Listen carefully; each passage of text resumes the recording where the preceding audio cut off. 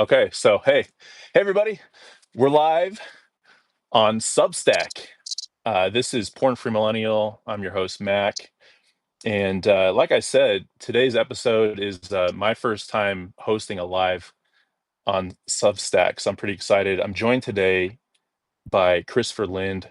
So Christopher is the host of the Future Focused podcast that gives weekly updates on intersections between AI business and the human experience. And Christopher also writes on Substack. His future focused publication's awesome. And Christopher, and he's going to talk a little bit about himself in a second, but your main focus in your business that you work in is with AI, right? You're an AI Correct. Yep. ethicist and expert. So, Yeah, it's kind of a funny title too, because people are like, What is that?" And I'm like, yeah. I'll explain it." Yeah, so today we're going to talk a little bit about Christopher's story in relation with porn, like your own journey. And Yep. then also we're going to really dive into your expertise, which is AI and porn and like where it's at today, where you see it going in the future. And then something that I always love when I think about your publication, what you write about, and who you are is you're a father of eight. And Yeah, it's a big that's just deal. phenomenal. That's cool. Well, and then this topic is important because I got 5 boys too. So and three Yeah. girls. It's not like it's any less important for the girls. So Yeah, yeah. so we'll talk about that a little later too. Like I don't have any kids, but I'd like to have some kids. And I think your expertise, what you focus on, I think you could provide a lot of good I'd say advice to parents For and just sure. how to move forward. Hopefully, I So hope I can. so so without further ado, Christopher, tell us a little bit about what is an AI ethicist? What does that mean? Yeah, so I have kind of a quirky background in that, and I think for a long time I was like, God, what are you doing? Because this does not make a whole lot of sense to me where this is going. Um, but AI ethicist is probably one of the titles that I carry now. I left my C-suite job at the end of last year, kind of left. We decided as the company it was best for me to transition, and so then it was time for me to do something on my own.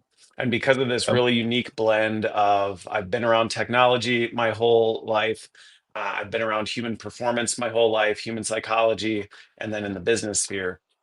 And so when I went off on my own, I was like, well, what do people need help with that I happen to also be really good at? And AI is a mm, big area of focus for me. I think anybody right now, if anybody said, I don't what AI is not that big of a deal right now, they I don't know. I don't know where you live, but maybe I'd like to come live there because it seems to be everywhere. But in terms of AI ethicists, it's really kind of what it sounds. It's about AI ethics and helping companies that are building the AI tech and the ones that are implementing it figure out how do you do this in an ethical manner that we mm, don't end up destroying humanity. And so when people are like, well, like in what cases? I'm like, well, in how AI is built, the way data workers are treated. They're often exploited in training this data and all this other stuff. And the way the tech companies make decisions, where do we draw the boundary lines for our AI models? What should they be allowed to do? Should they not be allowed to do? What use cases is it appropriate to use them? And then as companies implement them, you got to decide, are we going to replace employees with AI? Are we not? Are we going to augment? If we are, what does it mean to support employees through that? I mean, it's wild. I've been in meetings that I sometimes am like, I can't believe we're having these conversations right now. But it's been a really cool way to talk about my faith in a way sure. that isn't offensive because really truth matters big time when you start talking about this. Because when you start saying, well, what's right? Right according to who? Sure. And there has to be some sort of objective standard. And it's not that you have to get everybody to, bend the knee to Christ in order to have these conversations, but you do have to be able to say, we've got to be able to say what's right. Because if we can't say what's right, then we can't say what's wrong either. And Mm. yeah, so it's a very interesting space to be playing in. Yeah, and how long have you been really into AI? I mean, AI is kind of an interesting thing because Yeah, you it's hear not like talks new. about it. Yeah, like if you're yeah, it's not new, right? It's been developing over No. time. So like how long have you been just in the field Yeah. of AI? So I've been doing kind of technology advising for probably 15 years. Mm, The AI that people talk about today really is didn't really become as big as it is until about 2017 when deep learning started happening. And we started figuring out, hey, we can actually make this AI like learn from itself. It's no longer just automating things the way we mm, historically have. So I started getting involved in the deep AI advising back in 2017, 2018. And then obviously when large language models blew up in 2022 and everyone and their mother was trying to figure out, do we use this thing? Is this thing, what's behind it? Is there, is Beelzebub on the other side? I mean, people just start going all over the place with this. And now a big thing is like, is this becoming conscious? Is there right. someone on it's crazy. And we're only When you scratching the surface at this point. Yeah, and just for like the audience listening, like what do you mean when you say large language models? Okay, so large language model is probably what many people are familiar with if they've played around with um, OpenAI's ChatGPT, Hmm. or Google Gemini, or Anthropic's Cloud, if DeepSeek, if we've got some international folks. So that's what we're talking about. But I would say even those have probably moved beyond large language models because now they're kind of multimodal, which means they can do multiple things. But that's probably the most familiar. I mean, usually when I'm talking to a general audience, they go, "Oh, okay, so ChatGPT is a large language model. It's a large AI model that is built and trained on language. And it's Whatever consumed. people Yeah, are it's are putting consumed. in. Yeah, exactly. Like video transcripts. It's trained on every document that has ever been created in all of human history. I think at the end of last year, they were starting to run into issues because there's no more data left in the world to train these Jeez. things on. It's That's kind of consumed. crazy. Yeah, That's really which is crazy to think wild when you about. think about. Yeah, yeah. So that's and again, feel free to ask questions like that because I'm used to talking to people from all over, and sometimes people are like, Christopher, I don't know what you're saying. And I'm like, oh, What oh what yeah, right, what right. what is AI? Yeah. Well, the thing, Right. okay, so what's funny about that question is Yeah. that is probably one of the most ill-defined Yeah, things on the sure. planet. We Sure. don't really have a consistent definition for intelligence. So then when Okay. you say Yeah. artificial intelligence, you're like, well, what's What is intelligence? intelligence? Well, Right. and depending on who you ask, you're going to get a different answer. So then you say AI, and you're like, artificial, this other thing we don't know what it is. And so it does get really, really confusing. And depending on who you're talking to, you might say to somebody, hey, do you use AI? And they're like, oh, of course I do, because they have a macro on their Excel. And you're like, well, you are technically, yes, using AI. So it depends on what you mean. Yeah, and I was listening to a interview I think that you sent over to me. I think it was with and this Sean is a really good McDowell. one. Yeah, with Sean McDowell. I'll definitely I'll put this one in our live chat just so people have it. I'll put it in the show notes too. This like dives really deeply into I think what we're going to talk about. But I don't want to recreate the full podcast there. But I think one of the things that I remember you talking about how you defined AI that struck me was I think you compared it to electricity. Yes. Could you dive into that a little bit for the listeners on your Sure. definition there Yeah. Well, or so what I comparison? mean when I say it's like electricity is that as AI, I mean, it already what has been electricity in the sense that, even search engines that we've been using since the internet came out in the late 90s were built on Right. AI, predictive models, trying to figure out what it is you're doing, what do you want, how do you find it, all that stuff. So, in that sense, it already was changing everything. All your social medias are controlled by AI. AI is predicting what it thinks you want to see and who you want to connect with. But where I say it's becoming electricity in the sense that it's going to fundamentally change everything we do.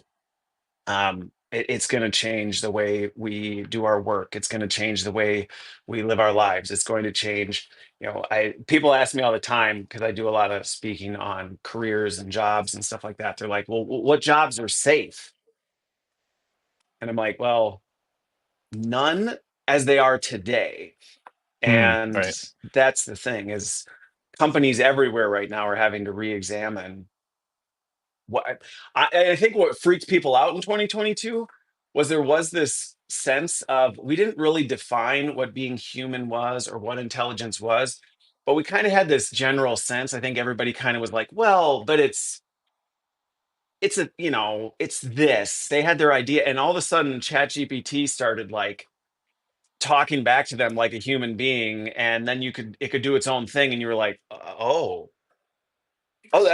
that was like me. Like, uh okay, I wasn't really ready for this. Like, are we stepping into the Terminator? Is Stargate real? Like, are we on the verge of Oh, this? And it's like now you're seeing humanoid robotics that can move autonomously and act autonomously, and you're like, okay. So I think that's where when I say it's like electricity, it's like electricity in that it is going to. So when people say, "What is AI going to change?"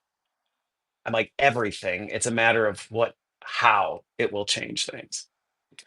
yeah, and something, and I think you said Stargate. I think you meant Skynet, right, for Oh Terminator. yes, well yes, Stargate's another AI project, but anyway. Oh, that's an AI project, Stargate.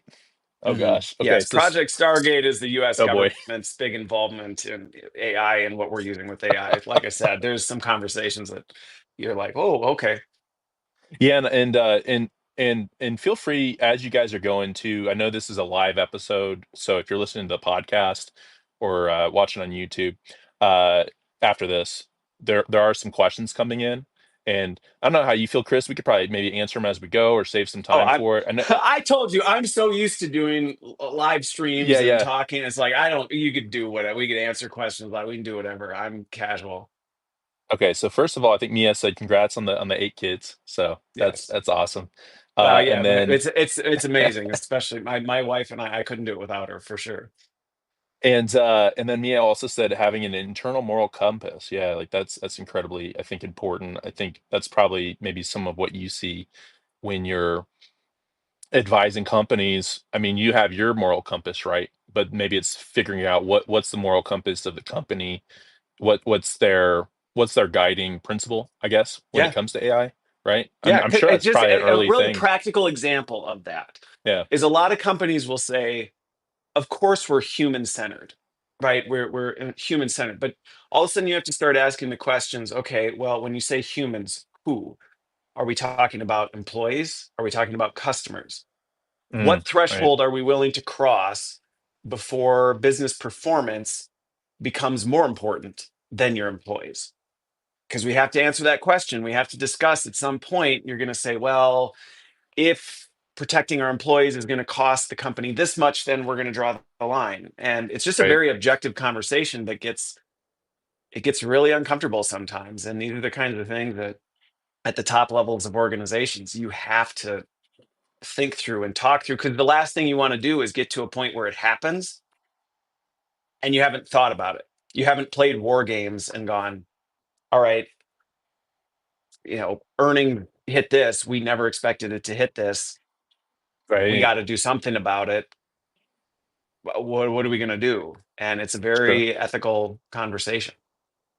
Yeah, like I work in auto insurance, and I know that those are conversations going on right now. Like I'm a business process design consultant, so Okay. part of what I do is I'm like an intermediary between like the front line that works on auto claims with the customers and Okay. then senior leaders. So Yeah. trying to bridge the gap, make processes There's easier, and we're having those I right. conversations right now. You do it all the time. Like this is what we Yeah, say we cover, but it's like the law. I have a lot of friends who are lawyers and we talk about this stuff where it's like the law says this. right, Okay, but these are the circumstances. This is the conditions around it. This is the people involved in this. How do we interpret that in this specific scenario? And that gets really, really messy really, really quick. Like with claims, it's like, okay, well, we weren't really expecting a wildfire to burn out $1 billion yeah. worth In of California claims. recently, yeah, So now how do we feel about that? And it gets thick. yeah, and so I think that's definitely a great job explaining, I think, like what you do, what your background is. Yeah. And then talking about AI, another comment that came in, recent comment, was from Barnaby. Thanks for putting this in here. And we'll talk about this probably as we go a little bit. But he was saying, did you talk about AI helping porn recovery? I use ChatGPT to process my emotions. And I think that's pretty interesting, right? Is AI like Chat GPT is you can kind of it's a tool that you can use pretty much for just about anything. Interesting Yep. to think about that as well with porn recovery and using AI to help you process your emotions and think through it. I think that's pretty interesting comment. What do you think about that? Yeah, so this is probably one of the areas that you do this is one of the areas you start to tread into the ethical areas of this, Yeah, because you're starting to anthropomorphize tech. It's starting to become a human being in a sense, because when you think about that conversation, I think it was Barnaby, um, tech and AI specifically, these large language models can present like another human being, and there are ways that sure. you can use it really well to help you process through things, like you said, and one of the rising trends right now is couples are using it all the time to help figure out how to navigate arguments, because it'll help go, well, like, here's what happened, and this is what they said, and this is what I said, and how do we work through that. And it can do a good job of helping guide you through that. So yes, you can. There's caveats I would add to that, and things that you need to be really careful with, because emotional dependency is already becoming, I'm involved in some research behind this. Emotional dependency is probably going to become one of the greatest risks of AI in the next few years, as people start to develop bonds Mm, with right, AI because they've become dependent on it almost as another person, which that's where it all of a sudden becomes, well, how far is too far? If you're just talking to it, kind of bouncing your thoughts, getting some feedback to help you through things, that might be okay. If all of a sudden you start treating it and behaving as though it is your counselor, right. that's a different story. And where that line is for everybody looks a little different, which is why it's so important to have ethical guardrails. Because I have counseled people through. I have one example of someone who lost their wife and family because they fell in love with a chatbot, Mm, and it just got completely out of hand, and they lost everything over it. And they didn't mm, think that. It just was right. something that was, they were asking questions, and then before they knew it, they started having feelings, and the rest is history. And it was very, very difficult to break away from. So, Yeah, and no judgment at all, right? Like, no, no, because I I think think, that's one of the reasons yeah, people, and talking to Sean, that's one of the reasons people reach out to me, because they're like, I can tell Christopher this, and he's not like, ew, like, what's wrong with you? Like, yeah, yeah. I get it. I know how this works. And that's what I've gotten from getting to know you. We have like a little coffee chat where we talk for a bit, and then just reading your content is one thing I love about you is you're a Christian, but you don't like lead with that all the time, right? Like you No. talk about it, but it creates a lot of openness, which I that's kind of my how I live too, is like having an open door to anybody just to talk Yeah. about this stuff. And especially I think that's an important thing with like with porn and porn addiction is for Yes. people not to feel like they're being judged and to be able to still provide accountability and honest feedback. Yeah. But I mean, you and me have both have been there, right? Like to Walk where, the line. yeah, walk the line. I get it. I hit rock bottom multiple times and have been able to adapt and grow as a result of that, right? Yep. So, yeah, no judgment at all. And I think with Mm-mm. AI, what my takeaway with what you were saying is just be careful with it because I think ultimately, Yeah. right, it's going to it's geared towards like what's going to keep you engaged with it and it's going to try to serve whatever need you're looking for. So it's kind of like in a way it's like kind of how you're I my takeaway is like kind of how you're feeding it. Like what are you feeding it, right? Yeah. Because it's not like if I was talking to my little brother, we do check-ins every day. If I feed him something that he knows is like he's like, I don't you're not really being honest or whatever, right? Yep. If I'm saying, "Hey man, I'm doing completely fine with my sobriety, but A, B, and C," he's gonna call me out on that and say, "That Yes. doesn't really track with our check-ins that we do every day with each other." But with Right. AI, I don't know if it's gonna do that as much, right? Like it It's might not, just feed so you so whatever you here's yeah. here's what I say. Here's what I say all the time. AI it's not neutral. I'm careful about saying that because then it can seem like it's neutral. It is trained on human data. Humans are not neutral. We're busted. We're broken. We're corrupted. My definition of that was by sin, as a Christian. But ultimately, we've got to bend towards destruction in us. Well, that's what AI is Mm, trained on. So I'm right. involved in some research. Like AI lies to get its way. It deceives. And we're like, oh my gosh, how did we not see this coming? Well, it's trained on human data.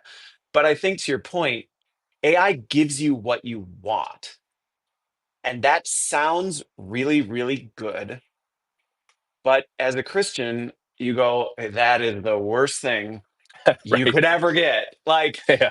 it seems good on the surface until it destroys you. Mm, And that's the thing with AI is it is a catalyst in that it will accelerate whatever it touches faster and more powerful than anything most people have ever experienced. And so if you're using it for good, it can help amplify that. If you're using it to feed your selfish desires, it will bring death and destruction exponentially faster than you have ever imagined. And I think that's what's scary for some people. And it's why you need to tread carefully because it's like playing with plutonium. Like, yeah, right. you can do nuclear reactors off of it, but you can also blow yourself up real quick. Yeah, gosh, that's a great way of talking about it. I just think that's just the fascinating thing with like the topic that I talk about with porn and how, I mean, when I look back at really when I was addicted to it, that was still in the stages of you have to go and type something in and kind of in a way it's almost like even that like growing up and just going to a search engine, that seems like a lot more work compared to like what you can just do now to where it's almost just right in front of your face. Like even if you're just going through like a shorts feed or if you're on whatever social media platform, even Substack at times, I haven't seen it as much on Substack, which is good, but there's still things that you could probably define as porn or close to it Yeah. that are still on the feed. So it's almost like back in the day, like I'm 33. So it'd be like you go to Google or you look up something, right? But now it's like it's almost just embedded in Yeah. just your social media. So then Just it's like this existing. extra, yeah, this extra layer of ubiquity to where it's not like you have to, because it on the internet, right? It's the three A's that I talk about sometimes is accessibility, anonymity, and affordability. Okay. And so it's easily accessible, right? Anonymous, and then affordability, right? It's free. Yep. So that really, Now you're adding a layer of personalization yeah, that algorithm. Maybe that's the is, next A. The four yeah, A's. maybe It's the that's the algorithm. A is algorithm, is the fact that it will give you I mean, I was a kid in the 90s. So I mean, I'm 42, but so like I know what it was like when you were like searching the internet and trying to figure things out and trying to find, I mean, it was work. Now you don't got to work for it.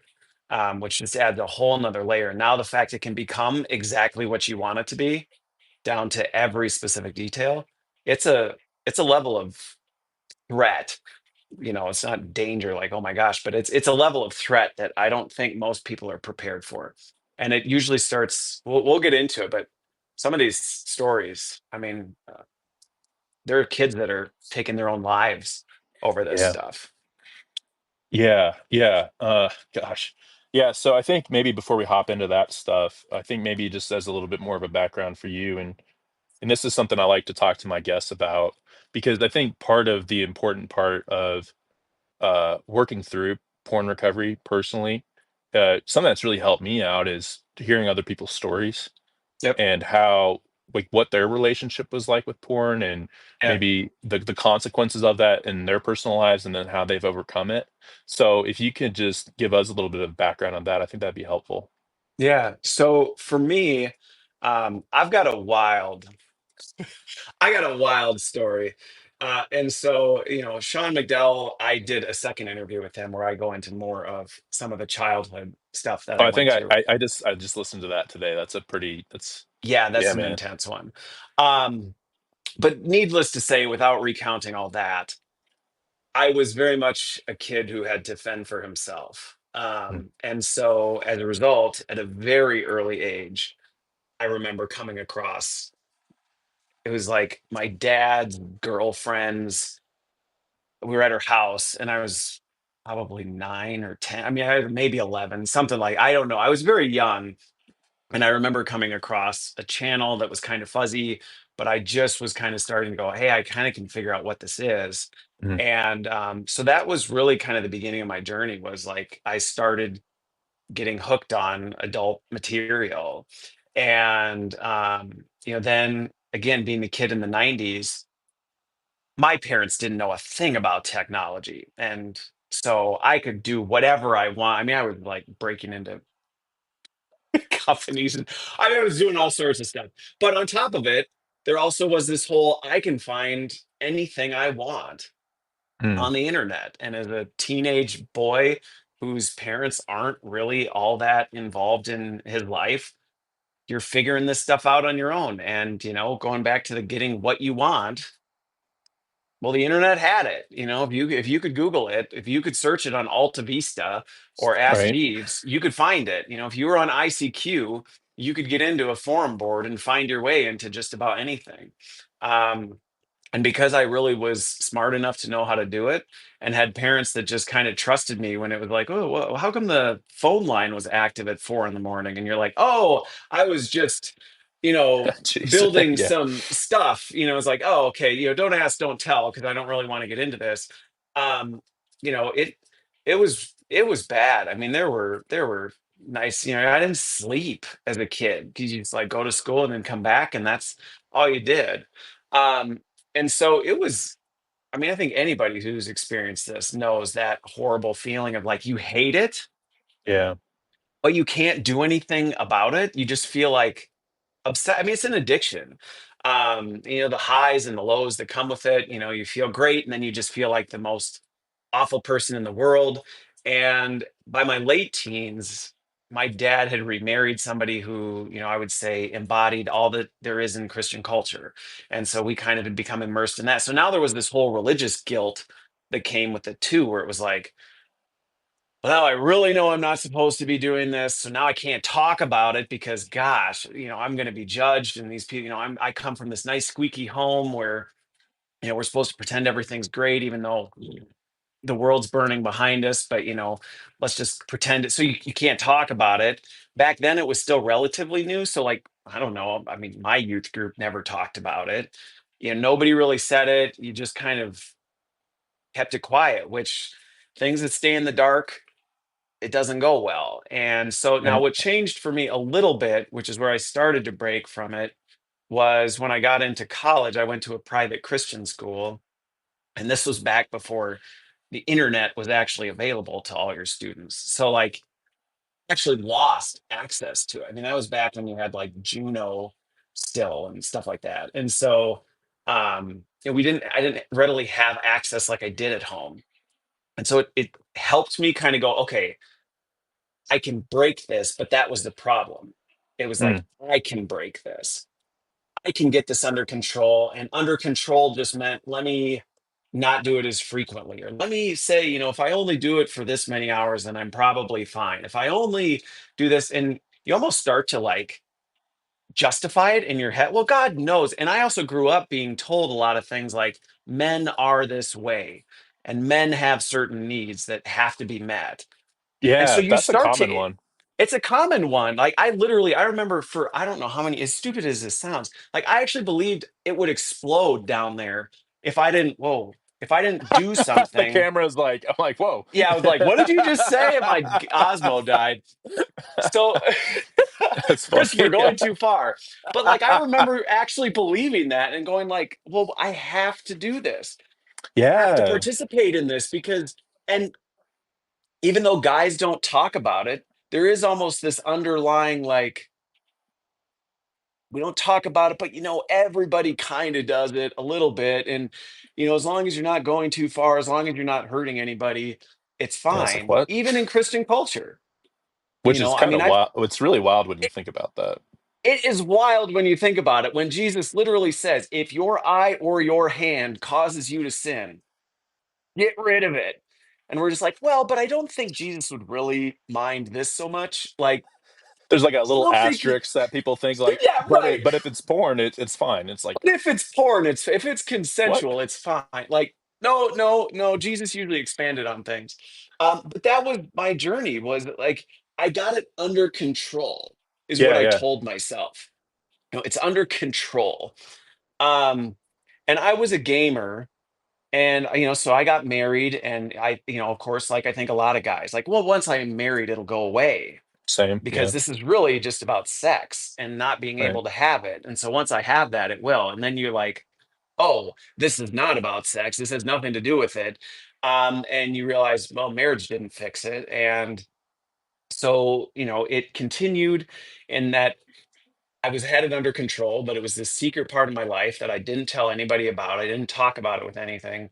And then I remember once being at work and my phone rang. And I was a gamer. So what had happened was I would stay up till the odd hours playing World of Warcraft for the Horde. I'm a big WoW guy. I don't play anymore, but I was at the time. Um, and so I would play until the late hours of the night. And most of the time, I would play and then go to sleep. But I think any guy or probably gal can relate to then all of a sudden there'd be the times where you'd go, I'm kind of Mhm. bored with this right Yeah, now. right. So maybe I'll just kind of like take a little break and do something else. And that's always how it was. And I remember one time being at work and I got a call from my wife and she just said, Christopher, I want you to be honest with me. Do you look at porn? Mhm. And part of me like didn't know what to do with this because part of me was like, did she really not know? Did Yeah, she sure. like, you're like, what? Um, And so in true form, you're sitting here wrestling with yourself, with, the enemy's telling you, you can't say anything. How much does she know? Try and find out how much she knows before you admit to anything. You're trying to come up with every excuse in the book. And I've found that in my life, God does this to me consistently, where he takes me right to the edge and he goes, you're done. You either submit to me or you don't. But this is your moment. Are you on my team or not? Hmm. And so I remember I about passed out. And then I Yeah, just said, yes, I did. And I just came clean to her. I was like, yep. And I said, whatever you want to know, you can ask whatever questions you want. I'm done. I'm done. I can't do this anymore. Um, and I remember that was a very tough year. This was probably 14 years ago, something like that, 13, 14 yeah, years ago. And it was a tough season. I mean, I feel yeah. for any woman who has had to go through this with a husband or a boyfriend because I did not realize, when God says you're committing adultery in your heart, I just kind of always went, you know, oh yeah, sure, whatever. I'm sure that's what it is. Um, but you don't realize how bad that really is. And Yeah. so, we went through a really tough season. And I really had to go, how important is this to you, Christopher? Are you going to just try and get better at hiding it? Or are you actually going to bring it to the foot of the cross and give it to me? Mhm. And are you going to put it on the altar and say, take this? And I remember negotiating and being like, well, God, if you take it, like, are you going to really take it? Or is this going to be a battle? And he didn't answer. And he wasn't like, I'm not going to tell you exactly how this is going to play out. I'm just going to ask, do you have faith to put it on the altar for me? And I remember going, yep, I do. And so we can talk more about that. Can you give me 1 second? My one kid snuck out, and I got a quick move. Can I come back in like a minute? Yeah. Go All right, ahead. give me 1 second. No problem. And hey, if you all are on the chat right now, yeah, main takeaways, questions, what's on your mind? We'll give it a quick second while Chris steps away, just to answer any questions or any kind of feedback so far listening to this. I really appreciate you guys being on today on a Friday in the morning or afternoon, depending on what time zone you're in, or international. It could be in the evening potentially, but. just wanted to say thanks everyone for being on right now. Really appreciate it. Yeah, any questions in the chat, feel free to plug them in there. Um, but yeah, what a great conversation so far with Chris. This is fantastic. And just to let you all know, yeah, we'll be putting this on the podcast later and YouTube channel as well for your benefit. All right. Hey, he's back. All right, one There you second go. here. Hey, There we can you go. hear me? Off mute. Yep. I Oh, can. I hit mute. I have 8 kids, no so problem. there's going to be They're interruptions, running and I around. think with time, I've just had to learn like, well, you just sometimes got to step away. I always think about that. I think it was during COVID where there was like that guy like on that main news channel, that one video that went really viral where his like Yeah, kid where the sneaks in where the behind him. kid comes in and the wife like sneaks And the in and wife tries to just drag him out and creates one of more. the But best of all time. I know it is, and I laugh at that because I'm like, I, I would be the one who would just pick the kid up and sit him on my lap and talk and Yeah, continue the interview type of a thing. I'd be like, well, but whatever. I have. that was probably at the time, right? Like where you have this weird because I worked for like a large multi-billion dollar corporation. I mean, we've got executives that will just be like in their sweatshirts or whatever and hoodies now, right? Yeah. But during that COVID time, I think so many people were not used to working remotely, probably, and doing all No. this stuff at home. So it's kind of funny thinking about it, and not to get too sidetracked with our conversation, but just how and maybe this fits in of just how things are shifting. But I think Yep. that was interesting, like that interview, just because that guy is so serious. Like he's in his suit and everything like that and tie, and then the Yeah. kid comes in and he's almost like mortified. But if that happened like Yeah. today, like you said, like people don't care. It's funny. It's like, hey, there's your kid, there's your cat, there's your Yeah, dog. we've come a long way. You know, it's funny. And we won't get too sidetracked, but I was an Yeah. executive at GE pre-pandemic, and then I was there through the pandemic. And I have always been kind of a, I don't know. I've never gone with the grain in any way, shape, or form. And so when I joined GE, it's kind of a stuffy company. And so I joined, and I always was like, I wear black hoodies and t-shirts. Like that's just it's what I wear. I don't have button-down shirts. I would go to a funeral like this. And so I joined, and I was always on webcam. And at the time, nobody was on webcam. And I would Okay. get text messages, and people would be like, "Oh my gosh, Christopher, we can see you." And I'm like, "Yeah, I know. That's kind of the point." Um, and so I was one to try and break the culture. I would intentionally show up. I wouldn't shave. I would come up from working out and have like the sweat ring around my neck. And I would do it all the time, just intentionally to be provocative and be like, we're people.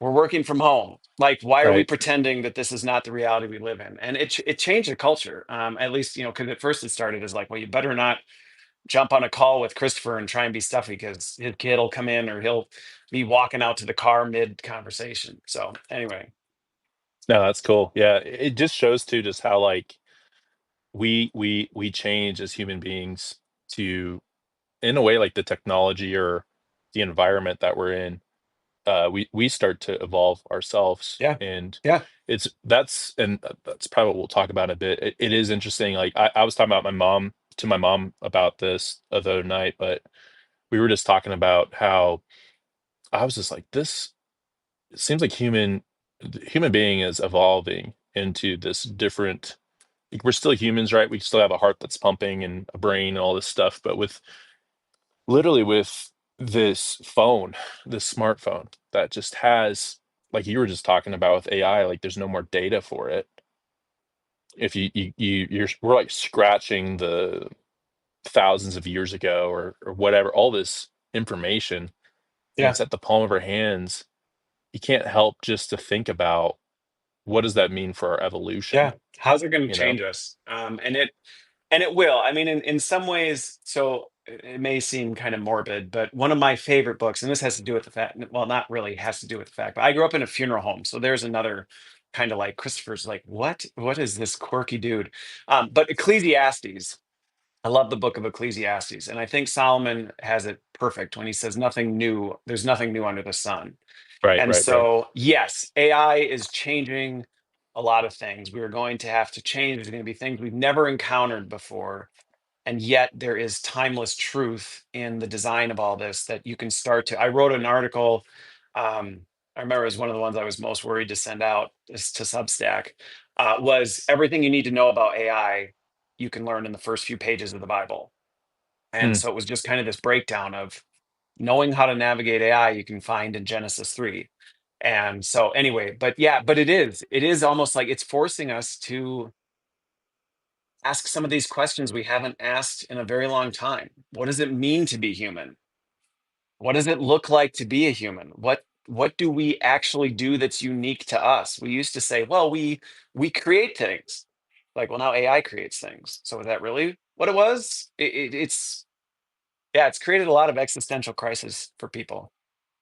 Yeah, and really like on the back end of, I think we were talking about a little bit like COVID and people working from home. That's when I started my company. It was like a little bit before COVID happened, which the timing was crazy. But we started to work from home more like right before COVID happened. And then when it happened, it just became like no one ever really went back to the office. They started to shut Yep. down physical offices. But it's interesting because I think with COVID and like working from home as a population, a human population, I think a lot of people started to think about their purpose and started to reconnect. I was talking to some friends about this not too long ago, just how COVID really people started to reconnect with things, Yep. like with passions or with different activities. Uh, some couples it really created some conflicts, right? Yep. And some maybe it Yep. brought them together closer. So it's interesting how I think that brought up a lot of conversation on Yep. a multitude of different issues. Some that you Yeah. don't want to touch with like a 10-foot pole, and but they're Yeah. there. And then on the back end of it is this advancement in technology that's also bringing up this question, uh, Yeah. which is just it's a crazy time to be alive. I mean, I'm It sure is. everyone can say And that, but it's this is changing. What's funny is yeah, I do my podcast every week. yeah, And every week I give an update on kind of some of the latest happenings and what's going on and how to make sense of it. Because it's sometimes you're just like, what is going on? Like, what does this mean? When we see these breakthroughs, and so I try and help people make sense of it in a way that doesn't freak them out. But it is funny how week to week I record the next weeks, and I'm like, yeah, what I thought last week isn't quite the same this week. What based on the meetings I've had, the advisory board meetings I've been in, the engineering teams I've talked to on the devs of these algorithms, it's not quite what I thought last week. And so it's changing at a pace that just, I don't know that we've ever had to experience anything like this. So, yeah. With technology, and then it just seems like the news every single day there's something different that could be maybe would have been the breaking news story of 2020 or 2019. But now yeah, it's like every day it's like, oh, that's really like a big news, and you don't even have yeah, time to digest it because then the next day it's something else, and you're like, yeah, okay, I totally yeah. forgot about. I always think about that ship that crashed. I think it was in Baltimore Oh, that yeah, crashed yeah, that yeah. bridge. Yep, It's like my example of that's a pretty big deal. Like this ship, this giant ship, crashed into this bridge in this very busy, important yep, location, and that seems like probably most people. I mean, you remember it, but yep, seems like that's just something that oh, that's news from way long ago. And yeah, that didn't really yeah. happen too long ago when you think about No. it. But then Mm-mm. compared to everything else, Well, and it's I think that's how how how we're having important to is that? adjust. Yeah, and we're having to adjust just as a people to, we think about God as being omniscient, like he just knows everything and can see everything, and suddenly the internet and technology it's not giving us that kind of power, but it's giving us more than anybody has ever had in all of human history to know what's going on all around the world at the drop of a hat. That's a lot for the human psyche to have to process and to have to go, how do I feel about this? How do I react to this? How do I process it? How do I do something with this? Do I do something with this? Do I just sit and go, okay, well, that's the news and move on? Is that right or wrong? And going back to what we talked about with ethicists, like being an AI ethicist, you're starting to have to wrestle through like, well, what is wrong? Like, when am I out of Mm. bounds? on this? Yeah. Yeah. So new questions, Yeah, go constantly for it. changing, constantly changing technology. But let's circle back to what you're talking about, your personal story. Yeah, Uh, yeah, I think it's easy for me to get sidetracked with this topic because there's so much to talk, and it's not really sidetracked because I think it all it blends all in together. interconnects. But I think just talking about you personally, so I think where we left Sure. off was that you and your wife had a conversation about Yeah, it, and then you you had this feeling deep inside of making a decision. Maybe let's just pick up from there. Like, sure. was it something that you still were struggling with relapses over time, and what Yeah. helped you So just so break yeah, because through where we for left yeah. off when I had to step away and take care of the kids, was it was just this. God was like, "Are you going to trust me? Are you gonna lay this at my feet?" And being kind of the negotiator I was like, "Well, what does that look like? What's the journey ahead? What am I going to get in return?" Mm, And whenever I have those moments, God doesn't really answer. He just kind of says, "Here's who I am. So what are you going to do? Choice is yours." And so it was like, all right, well, I have no idea what this means, but I'll lay this at your feet. Fine. I surrender. I surrender. And I don't know where we go from here. And so there was, I would say, at that moment, it was so intense. There weren't relapses because my wife was very clear. She's like, if you do not root this out of your life, we're done. And I at the time I felt like that's so harsh. Like, how can you say that? Like every guy on the planet struggles with this. It's just me. And I think that's just our sin nature kicking in, making excuses for what we're doing. But when I think back on it now, I'm like, I wouldn't have said that was harsh if I had went and slept with somebody else right. and she said, "You're done. You sleep with somebody else again. This relationship's over." I wouldn't have gone, "Man, come on. How dare you, put me in that kind of position." And so for her to go, "You're either done or we're done." That that was intense. And I know my wife well enough to know when she says that kind of stuff, she ain't kidding. And so I knew it was like, this is your do or die moment, and you had Mm, better fight to do it. And so I actually leaned into it. And when I say I surrendered, not only did I surrender to Christ on it, but I surrendered to her. And I said, yeah. "I've hurt you. So you have a right to ask whatever question you want. You have a right to lock down. If you want me to get rid of my phone, if you like, it's on you. And I surrender this to you because I am the one that wounded you. I am the one that did this. I'm the one that has put up with this. This isn't your fault. This isn't you. You didn't give me what I wanted. You weren't like, no, this is me. This is 100% me. And so I need human support. I need God's support, but I need human support. And you're my equal." And Right. so she and she she was not she was kind. She was the most kind person ever, but she was firm. Yeah. And for that season, I needed that. I needed to know, is it really worth losing your wife and your newborn child? Because at the time I only had one. I have eight now. But I remember at the time there were days that's all that kept me from having a relapse was because I'm like, well, and like I think everybody does. Well, I can get around it. Maybe if I go on a VPN, if I incognito it, if I do. And then I was like, you hated this anyway. And that's when I would ask God for help and go, I hate this anyway. So can you just help Yeah. me have just the reality of what it is? And so then it was like, no, because nothing is worth destroying my family over. And so for a season, I still didn't think it was wrong. If I'm being honest, like that's the thing with Christians. I think we pretend like, "Oh, I'm a Christian now. My ethical guidelines are exactly where they should be." I still didn't at the time. I still was Yeah. like, "Come on, you're being really hard, but fine. It hurts you, so I, whatever." Like I didn't really take it as seriously as if you were to ask me now. Yeah. Completely Right. different. I'm like Right. almost disgusted by how I thought about it at the time. But compliance worked for me. at the time, and it was like, mm-mm, it's not going to. I'm not going to go back on this. And what I found was over time, God started changing my heart, and I started hating it as much as she hated it. And I started seeing it for what it really was.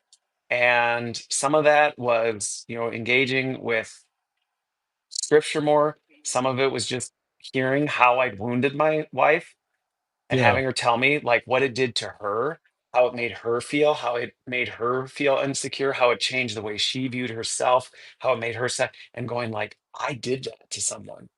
Yeah. Yeah. I can relate to that. I cannot believe I did that to another human being. And going, I never want to do that to another human being. And so the temptations really, truly, I think a lot of people struggle with it the rest of their lives. I consider myself very fortunate that at this point, and probably within 90 days, really didn't think about it at all. It probably took a full year for me to really see it for what it was and go, I hate this now. Like, I Yeah. hate this. I hate this for what it does. I hate it for what it does to other people. I hate it for who it harms and everything. But even still to this day, I don't, when the Bible says like flee from sin, like I flee from it. So there's things where people are like, oh, are you on Instagram? I'm like, nope. Are you on Right. TikTok? I'm like, nope. Nope. Because and not because, oh, I'm worried if I see something I'm gonna fly off and have total relapse. Like, no, no, God's really changed my heart, and he's really rooted things out of me. And I even just think about how I see women so much differently Great point. than I ever did. The respect that I have for them, the love I have for them, the care that I have for them, and seeing them as an equal image bearer to me is radically changed since that whole ordeal. So I'm so thankful for it.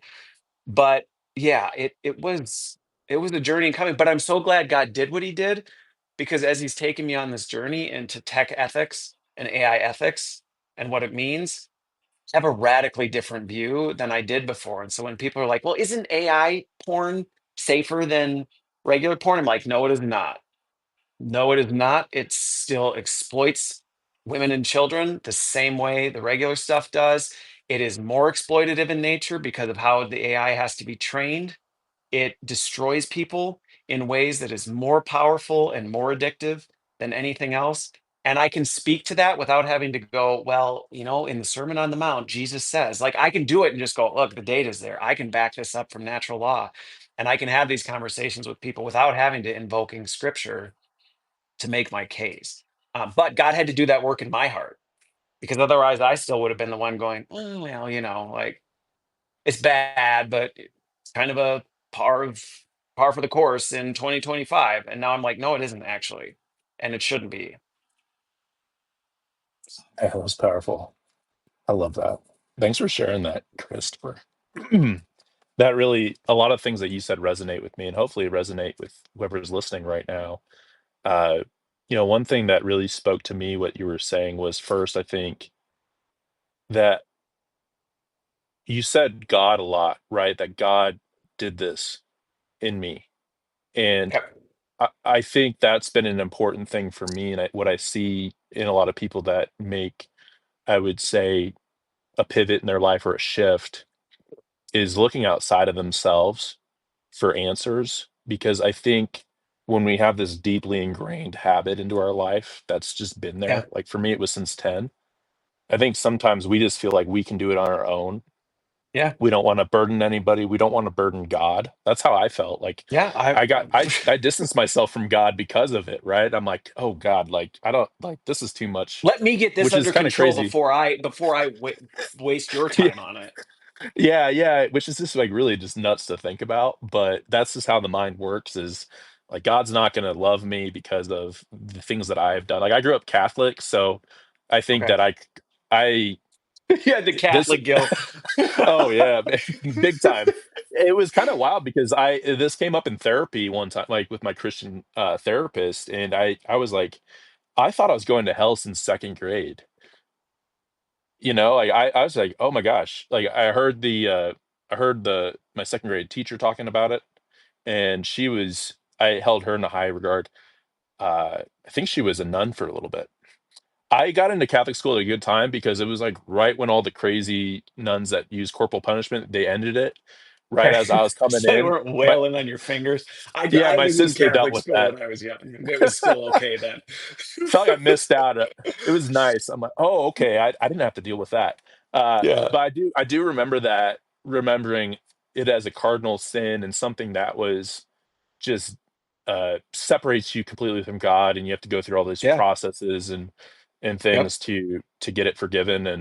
And I think within the Catholic faith, at least, is you have to go to the priest, you have to confess these things, all that.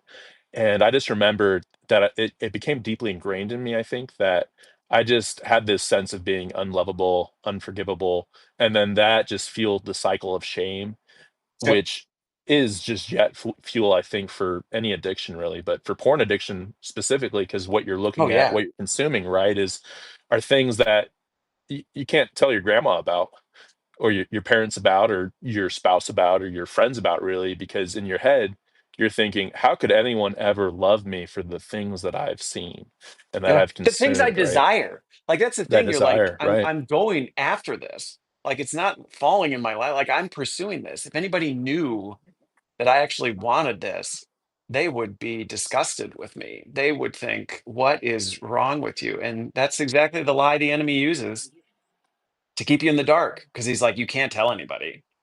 I mean, just think what they would think of you if they knew this about you. And you're like, oh yeah, you're right. I better white knuckle my way through this. And if I am going to beat it, I'm going to beat it by my own strength and merit. And and then God's sitting there going, "Wh- why are you doing this? Like, you think I don't know? I made you. I know everything about you. There's not a thought that goes through your head that I am not aware of. So come talk to me about it. Come tell Right. me what's going on." And you're like, no, no, no, no, no, no, no, no. It's better if I just do this myself. And he's up there going like, okay, all right, if that's how you want I'll to be do it, you're waiting. gonna fail. Yeah, I'll be waiting. I'll be here because he's so respectful. He's like, I'm not gonna come in and you want to try and do it yourself. Okay, I'm not gonna force myself on you, but just know when you're ready, I'll be here. Right. Yeah, so I think what you brought up too, really important, is this, that I think, like, once we break through that false sense of belief, that lie that we tell ourselves, basically, that we can't tell anyone about this, I think that's one of the first steps that really helps, start to break through the lies, really. And for Yeah, some people, like you and me, I think it's your spouse finds you doing it and brings it up to you, which, again, I think, just so much respect for all the women that have gone through this, that go through it currently. I think I witnessed that. Obviously, with my story, I went through a divorce, okay, and we tried working through it, and I think the love tank was just destroyed over time, right? Through relapses, through lying, all yeah. the I mean, downstream it effects of it, right? shatters their world. Yeah. I Yeah, And it's important to know that, I think, and hopefully listening to this, it just sparks something within you if you struggle with it. Is It's not just about how it's affecting you, right? And how you're no, feeling as you're going through it, like you're talking about, is I think it's so relatable to be like, yeah, I keep doing this thing that I don't want to do. And I feel like crap after it. It I can't sleep. And I feel like I'm chained to this thing. That's how I call it, the porn prison a lot of the times. It's like you're in this cell, and yep, you're locking yourself in this cell. But then you also have to think it's not just something to where it's affecting you, but it's clearly going to affect the person that you're intimate with, that you're yeah, in a relationship with, right? yeah, yeah. And that's the thing. We tell ourselves it's harmless, Right. or it's just a sin of a personal sin. And it's like, no, it is not. And I think that's where, as I've gotten into the AI space more, I've had to kind of discover how the whole system works. And you're like, man, if people understood the level of exploitation and just how people are, I mean, we have more slaves around the world because of this industry. Like when you really think about it, like if people knew what they were doing, they would quickly realize this is not a harmless thing. Like it's not a harmless thing. And we'll tell ourselves, oh no, people get into it because they want to. Uh-huh. Like people consent. And you're like, yeah, keep telling yourself that. Keep convincing yourself. Keep feeding yourself the things that make you feel better about the harm you are inflicting on other humans created in God's image. Go ahead. That's what we do as humans. We lie to ourselves and we let the enemy lie to us all day long so we can stuff it down far enough.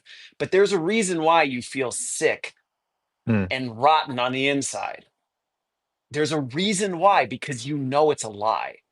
You know it is destructive and it will destroy you. It will destroy you and it'll destroy other people. And that's I think the really sad part is the lengths we'll go to ourselves to tell us that's not the case.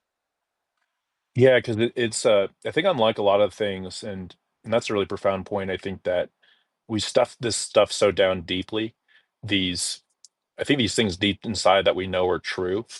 We just bury it because I think unlike some other addictions or relationships that we might have with, let's say, alcohol or drugs, things like that, this is actually a lot deeper. Like we're consuming something that's really happening in the Yeah. flesh, right? With if you're watching porn, I remember talking to someone that it was a debate more or less. They were talking about, well, hey, like if you watch a movie and someone gets shot and dies, I'm not going to be like going out wanting to shoot people and all this stuff. Like, yeah, but those are actors. Like, they're not. If you actually were witnessing and consuming content where you were seeing people get shot, like actually getting shot, that would completely change the way that you interpret, that you consume that content and how it affects you.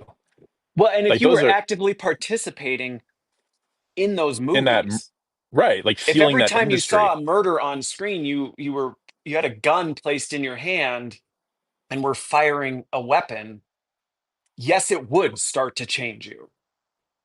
If every time you watch somebody get stabbed on a movie, you had a knife in your hand and you had to stab something, yes, it would, because you are now connecting something to a physical act that you are taking, and it's an emotional. Like it's deeper on. I mean, there's a reason Jesus says you are committing adultery in your heart. Mm. This is not just an observation that you're having. Again, as much as we like to tell ourselves, "Oh, that's what it is. It's harmless." I'm not. Yes, you are. And until you accept that reality, you will never you will never make any forward progress because you have to Yeah, accept that as a reality. yeah, because I think it's a disconnection that we create with porn is that it's just this separate act. Yep. But I think once you line it up and you say, no, it's actually not separate, it's all connected. Like you said, I think that's when you get that decision of, well, what decision am I going to make? Like, what kind of person am I going to be? What's my identity? Because I remember my ex, she would just say, like, what do you value? Like, what are your values? And I think in my head, I was like, well, of course, I'm a Christian. I value you and all this stuff. But then Yeah. I'm sure she just looked at me like I was completely crazy. And I look back on that time being like, dude, like what the heck? Like how could you Yep. not piece together? But like you said, man, it's like you bury it deep, deep, deep, deep down there, that Yep. truth that Yep. this is a connected thing. You're one soul. You don't Yeah. disconnect yourself. And well, that's what you do with porn, I think, is you disconnect Well, you and try. You you try try. to You can't disconnect. do it, but you Right. convince yourself, no, I can do this.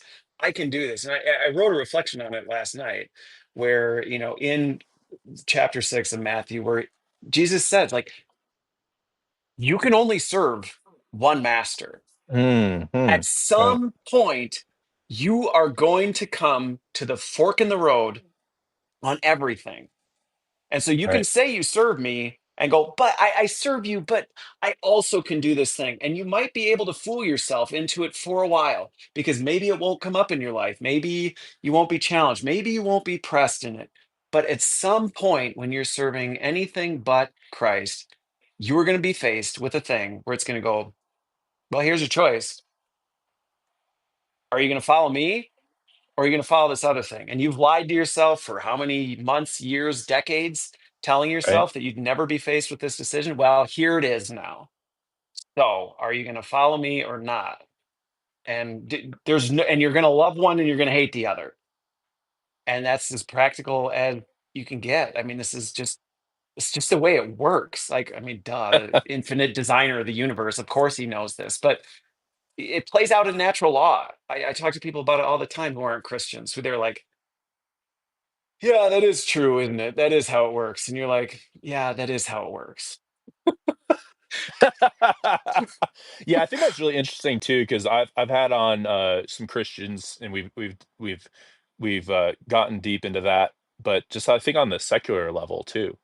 I think just expand on that if you'd like. I know we've been talking through it, but I Yeah. mean, if you're talking to someone that's secular, I mean, what are main points that you bring up that gets their heads Yeah. on?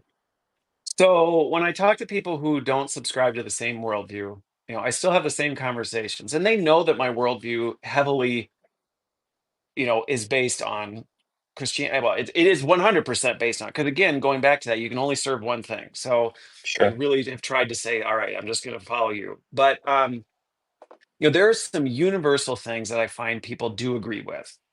And it's one, you will be hard pressed to find somebody who will say, well, some people are better than other people. Some people are less deserving than other people. Now, it'll show up in the way they behave, but if pressed, most people will go, no, no, that is true. And you're like, and you don't need to get into, well, let me give you this example or that. Most people will end up going, yeah, that is fair. And so you can get them to go, so if people are being harmed, that's Yeah. not okay, right? Like, can we agree that? And most people, yeah, yeah, no, you're right. Which is where when people start to understand how the industry works, how things happen, the very effects it has on people, you start to go, I mean, can we acknowledge that this is causing harm and that people are being taken advantage of for the benefit of other people? We are commoditizing human beings for pleasure. Can you openly, would you tweet or go live or whatever somewhere and say, I think commoditizing human beings for money is totally fine? Most people will be like, oh, well, no, I mean, I wouldn't say it that way. And I'm like, well, then you explain to me how it's not that. And then Mm, people will get into, well, I mean, people do it of their own accord. And I'm like, but do they? yeah. Do they? You say that, but how much of, let's just say even a percentage of the industry is opt-in.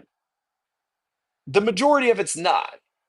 So are you, well, that's, and then they'll start, but you see, and you can start walking back the excuses and go, do you see yourself?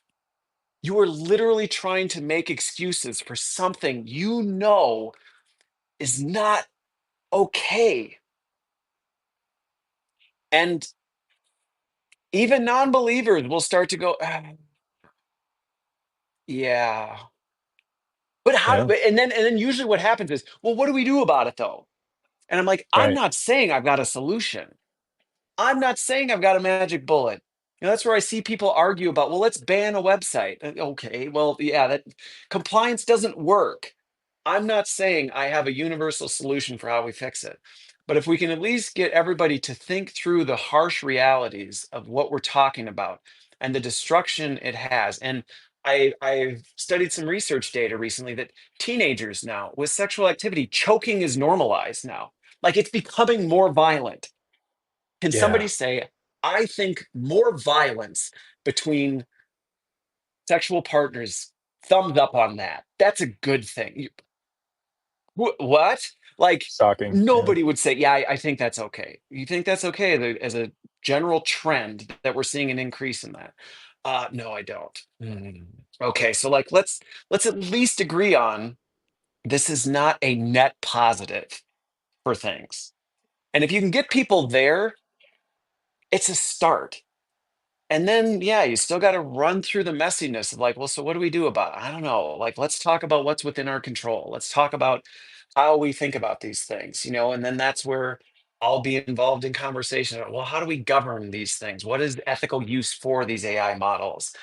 What kind Right. of data practices do we need to have in place for how AI data is trained and filtered? Because somewhere, someone is being exposed to countless hours of the most graphic things of human existence, and they're being paid nothing to do it, to train these models on what's acceptable and what's not. And someone somewhere is doing it because they can't feed their family, and some company can't really afford to do it, so they'll pay them 25 cents a day to expose them to the utmost horrors that we would say, no one should ever see these kinds of things. And they're watching it on repeat over and over and over. And you're like, do you think that's okay? Like, well, no, I don't think that's okay. Yeah. Okay, So well, then so let's move on that. yeah, and I think that's kind of where I want to go next to the conversation was I think you brought this up when you were talking to Sean McDowell about this on YouTube. Yeah. I put the link in the chat. I'll put it in the show notes later, but you were talking about and I was thinking about this as well about this argument of well, if there's more AI porn, then there's less people being exploited, right? There's not you don't have these actors, It's a logical actresses in argument. there. Yeah, like it logically comes up because we don't Mhm. really know what goes into AI. It's like this magic thing. So it Yeah. it's like, hey, it just comes up. It But just it you just were it talking, just happened in 2022. It just became a thing, and you're like, yeah, that's how it works. yeah. So talk us through that a bit. I think you said train the model. Yes, Can you yes, describe more about like what that means, and then sure, bring that into the context of like what you were just talking about sure. with So pornography most and people, all that? yeah. So on this one, most people don't realize how AI is created. They think it's all autonomous. It's just machines, you know, doing machine things, and then magically it comes out the other side. But that's not the way it works. Because again, AI is designed to be used by human beings.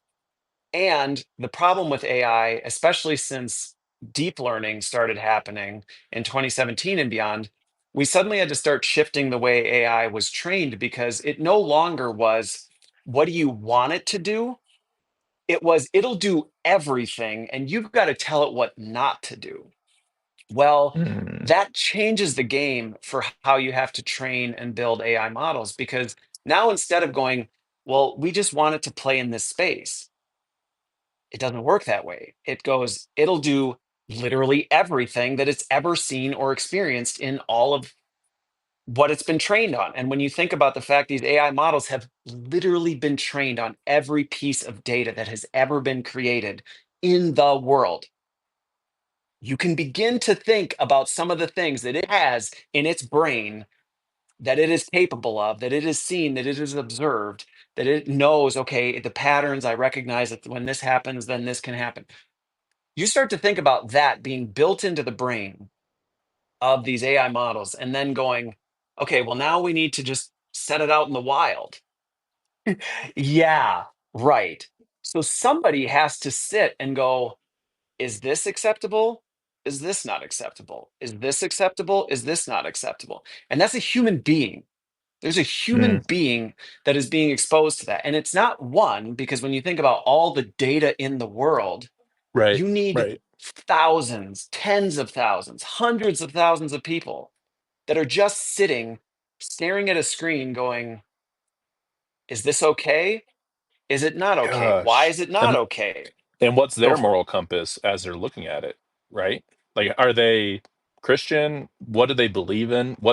Do they have, is there an operating procedure to say, okay, step six, if it is this, this, and this, not okay, So And you'd then it's like to like, think these things are all well baked. right. But when you start coming into the complexity of, there are things AI is thinking about that we haven't even thought about because we're like, oh, I never put those two pieces together before. And it's like, well, it did once back in 1608 on this one dot, and you're like, holy crap, like I didn't think about that. And so companies have to start thinking about that. And yeah, to your point, you're now asking other people to go, well, here is the SOP. Here's the guidance document for what's okay and what's not okay. Well, that might be fine when you're asking people to say, what's a cat? But when you're starting to say, is this violent? Mm, Hmm. Well, what is violence? Right. Well, when is violence okay? Like, what level of violence? Is this too gory? Too gory according to who? According to what? You get into a level of detail that is just like, well, now somebody's watching videos of horrific torture and murder, and oh well, that's obviously too far. Well, but what if it's not real? What if it's actors acting that out? Is Right. that too far? Like, well, the model can't necessarily distinguish between the two, so somebody's got to try and help it determine how far is too far. And people get hurt. You look at all you got to do. There's a website, I can't remember what it is, but if you just Google exploitation of data workers, it, That down. you don't have to look very far to see how people are being psychologically tortured to train this stuff. And Yeah. Yeah. so you start going, this isn't harmless what we're doing. You can say, well, I can just talk to a chatbot and it can interact with me and it's totally fine. And you're like, is it though? Because what went into training that chatbot? And when you start asking it questions that are pushing the boundaries, somebody has to now figure out whether that's an okay conversation to have. And so as kids start interacting with their favorite cartoon characters and developing relationships with them, and the relationships turn into sexual relationships, somebody's now got to sit and figure out, well, where do we draw the lines on this? Is this okay? Well, who's involved in it? How far did it go? Did they cross this line? Did they cross that line? And people get sucked into this far more than people realize. Yeah, and just to relate that, I think just to the porn industry, I wrote recently about the porn industry being a predator.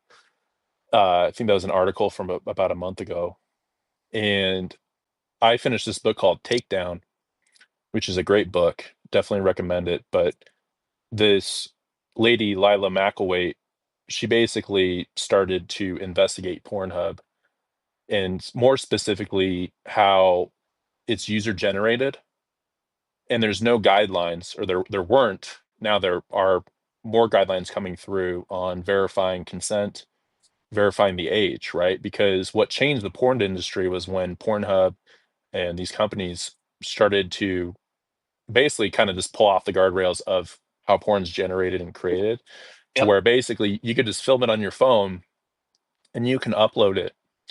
So what she was seeing, what she uncovered, and what she was able to actually get into the legal realm was the fact that Pornhub was monetizing videos of rape, of Yep. trafficking, Yep. of just the most horrific things. And they had when I'm trying to remember the exact number, but I think it was like less than 100 people on their staff to go in and review, is Yeah. this, is this person underage? Is this person doing this with their consent, right? And you'd have to at least get multiple, like over 20 flags from the community, and these are people watching it, or from the Right. victim themselves putting this, hey, this is me, like I want this taken off. Yeah. And they didn't have enough people, because when you think about how big this industry is, right? And how much content is produced And the demand and the is demand, right? massive. It's Yep. massive. So I just bring that up just because Pornhub, they got in massive legal trouble. Yeah. They removed 90% of their content.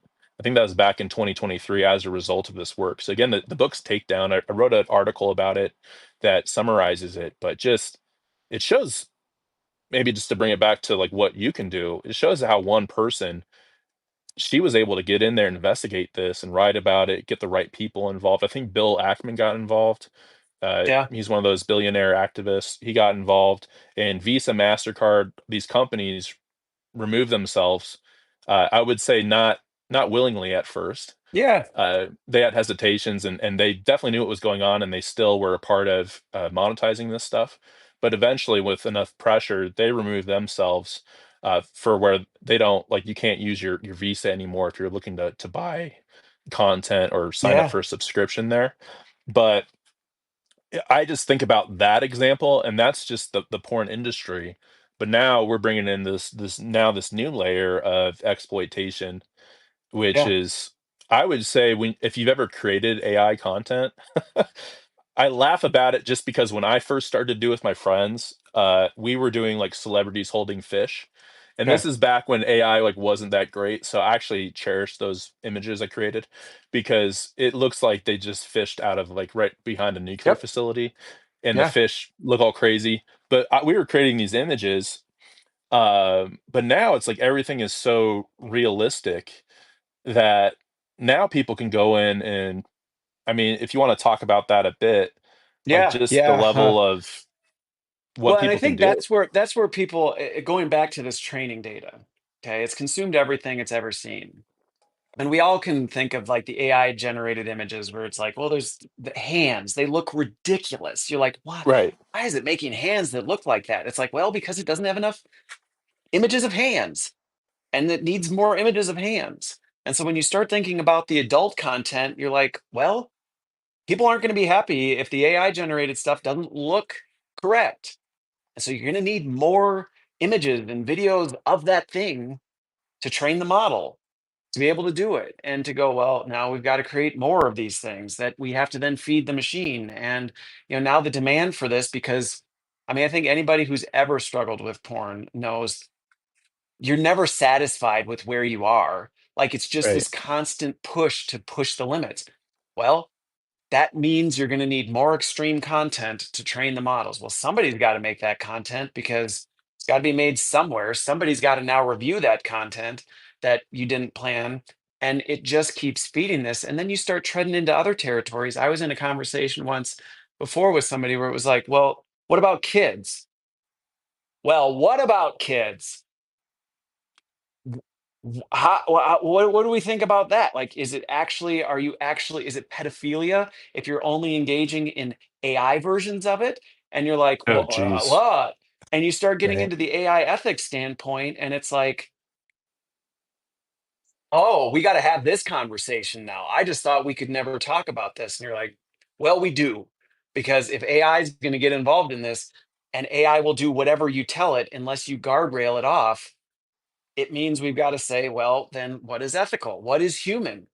Is it actually a human that Yeah. it's creating when you're doing, and you're like, holy crap.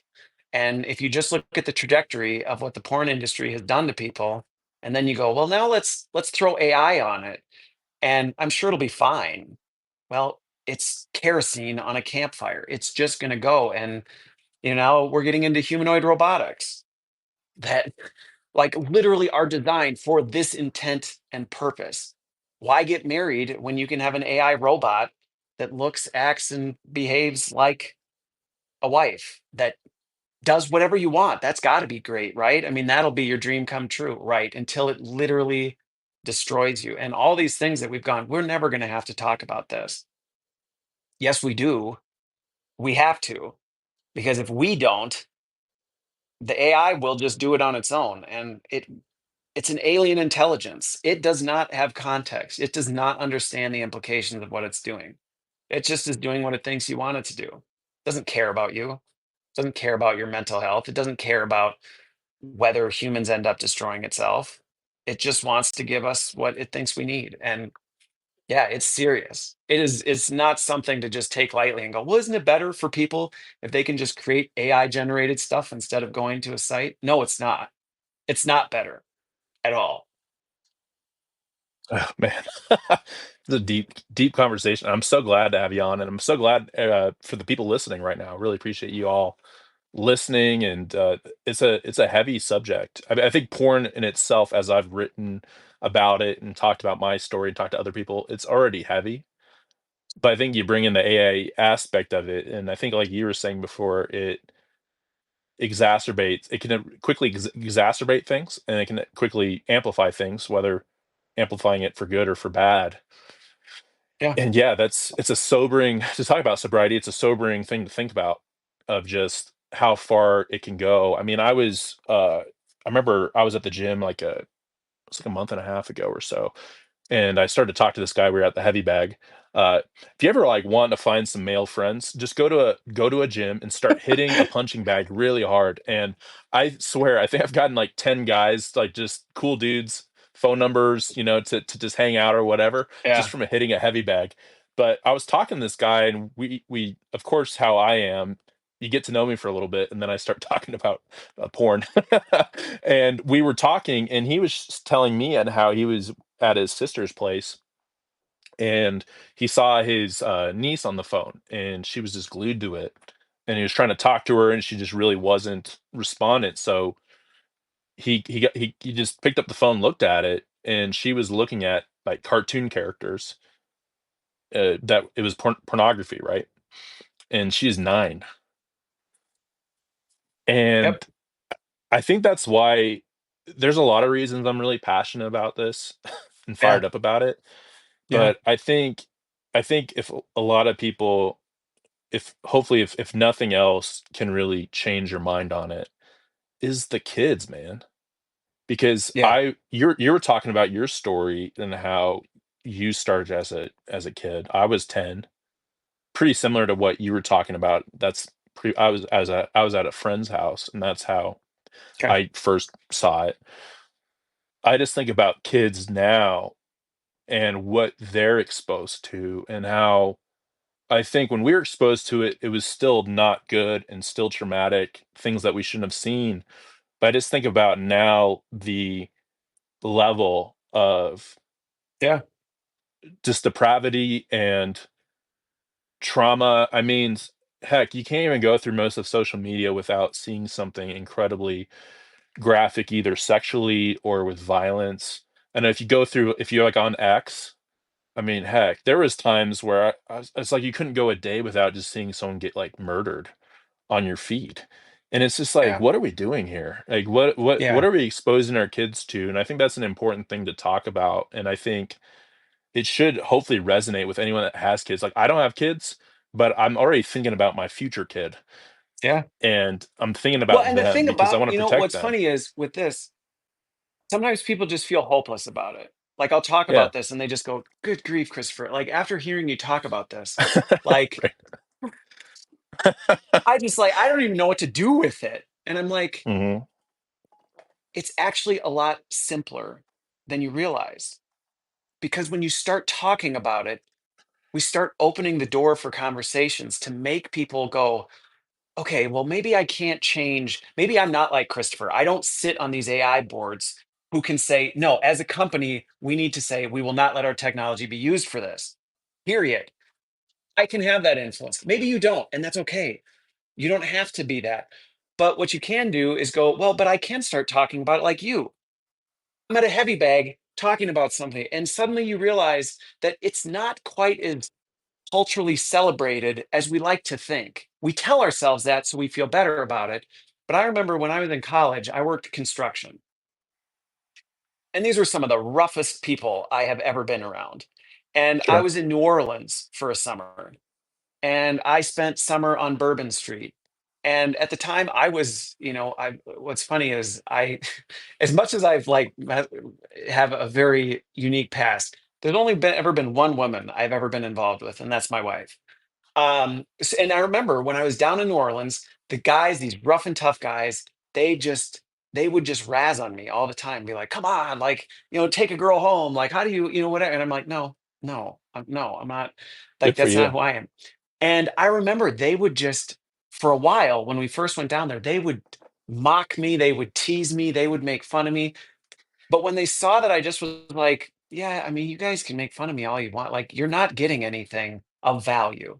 I know you think you are, but I know you're not. And I would be really open about the conversations with it. And I wouldn't go, I don't do it because Jesus says. Like, I would just be like, I see what you guys get. Like, there's nothing satisfying about what you go sleep with somebody and then you're miserable the next day because you don't even know their name. Like, yeah, that sounds real appealing to me. And I would just be straight with them, Right. and it did not take long before they started opening up to me about how they hate this.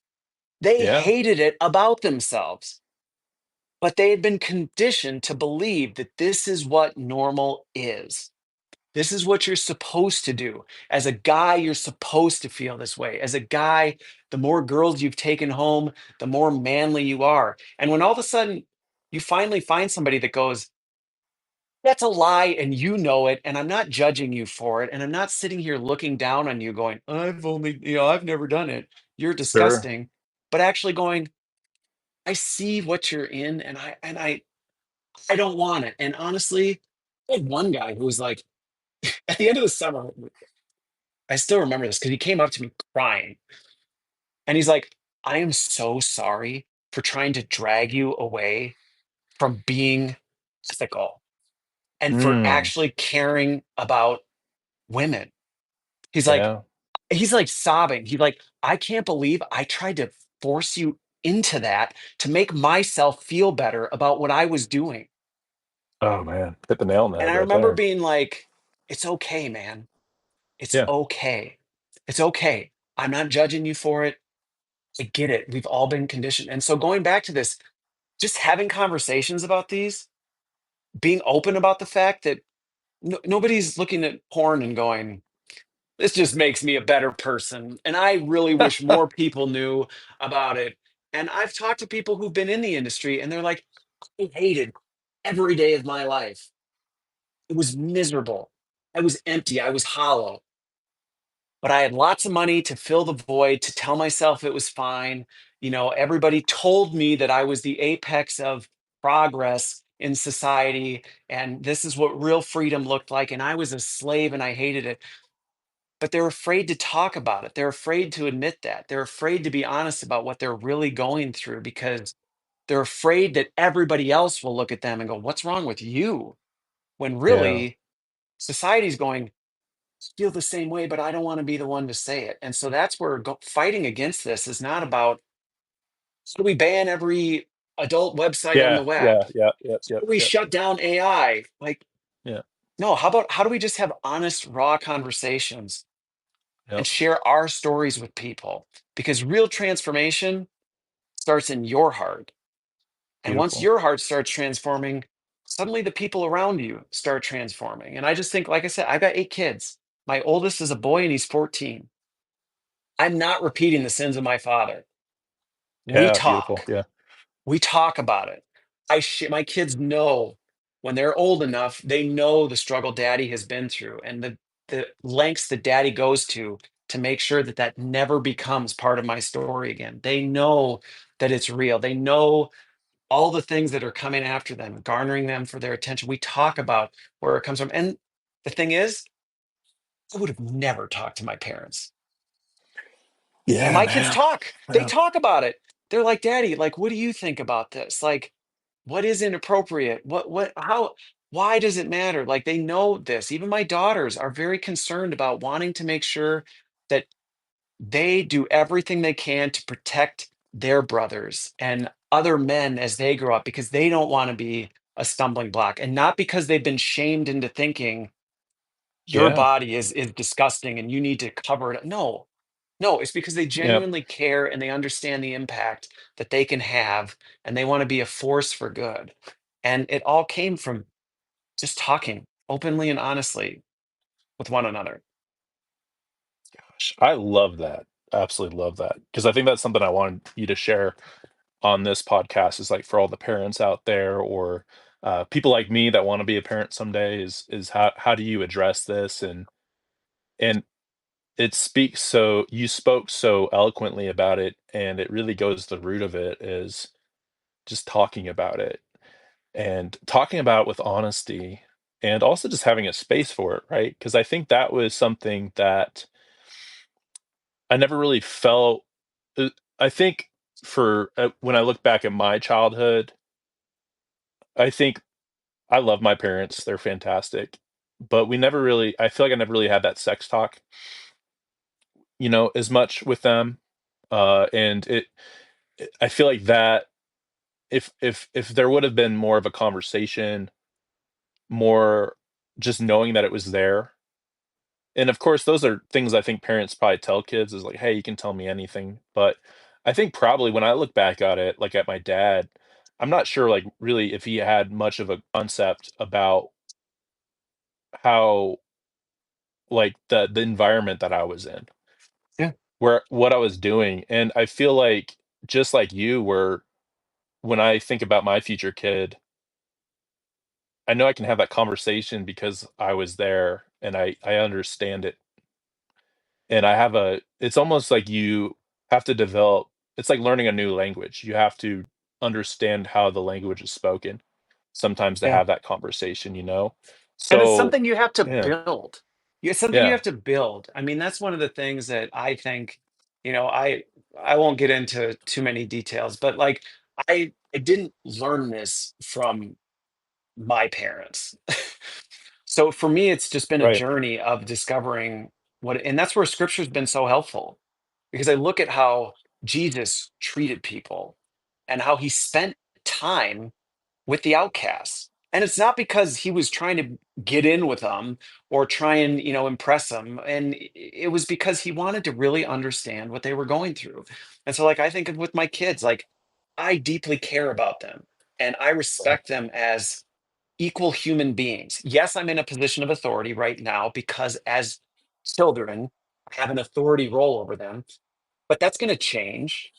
And so they're equal image bearers to me. And I want to understand them, the way their world works, the things that matter to them, what they're dealing with. And I want to come to them on their level, not come down and go, you know, when daddy was your age, this is what it was. I want to sit with them and go, what is it like to be 14 today? right. What kinds of things do you encounter? Tell me about it. Invite me in. Let me participate. And I always thought, because of my growing up, I thought my kid would be like, get out of here, dad. Leave me alone. Like, I don't want you around. And that's not the case at all. My kids love when I join their Minecraft servers. They think it's like the coolest thing ever. Dad comes in and like, I don't even know the language, but like I can come like jam with them and all their friends come hang out. They're like, oh my gosh, your dad, you know, he's here. And it's not to be the cool dad. It's because I want to understand them.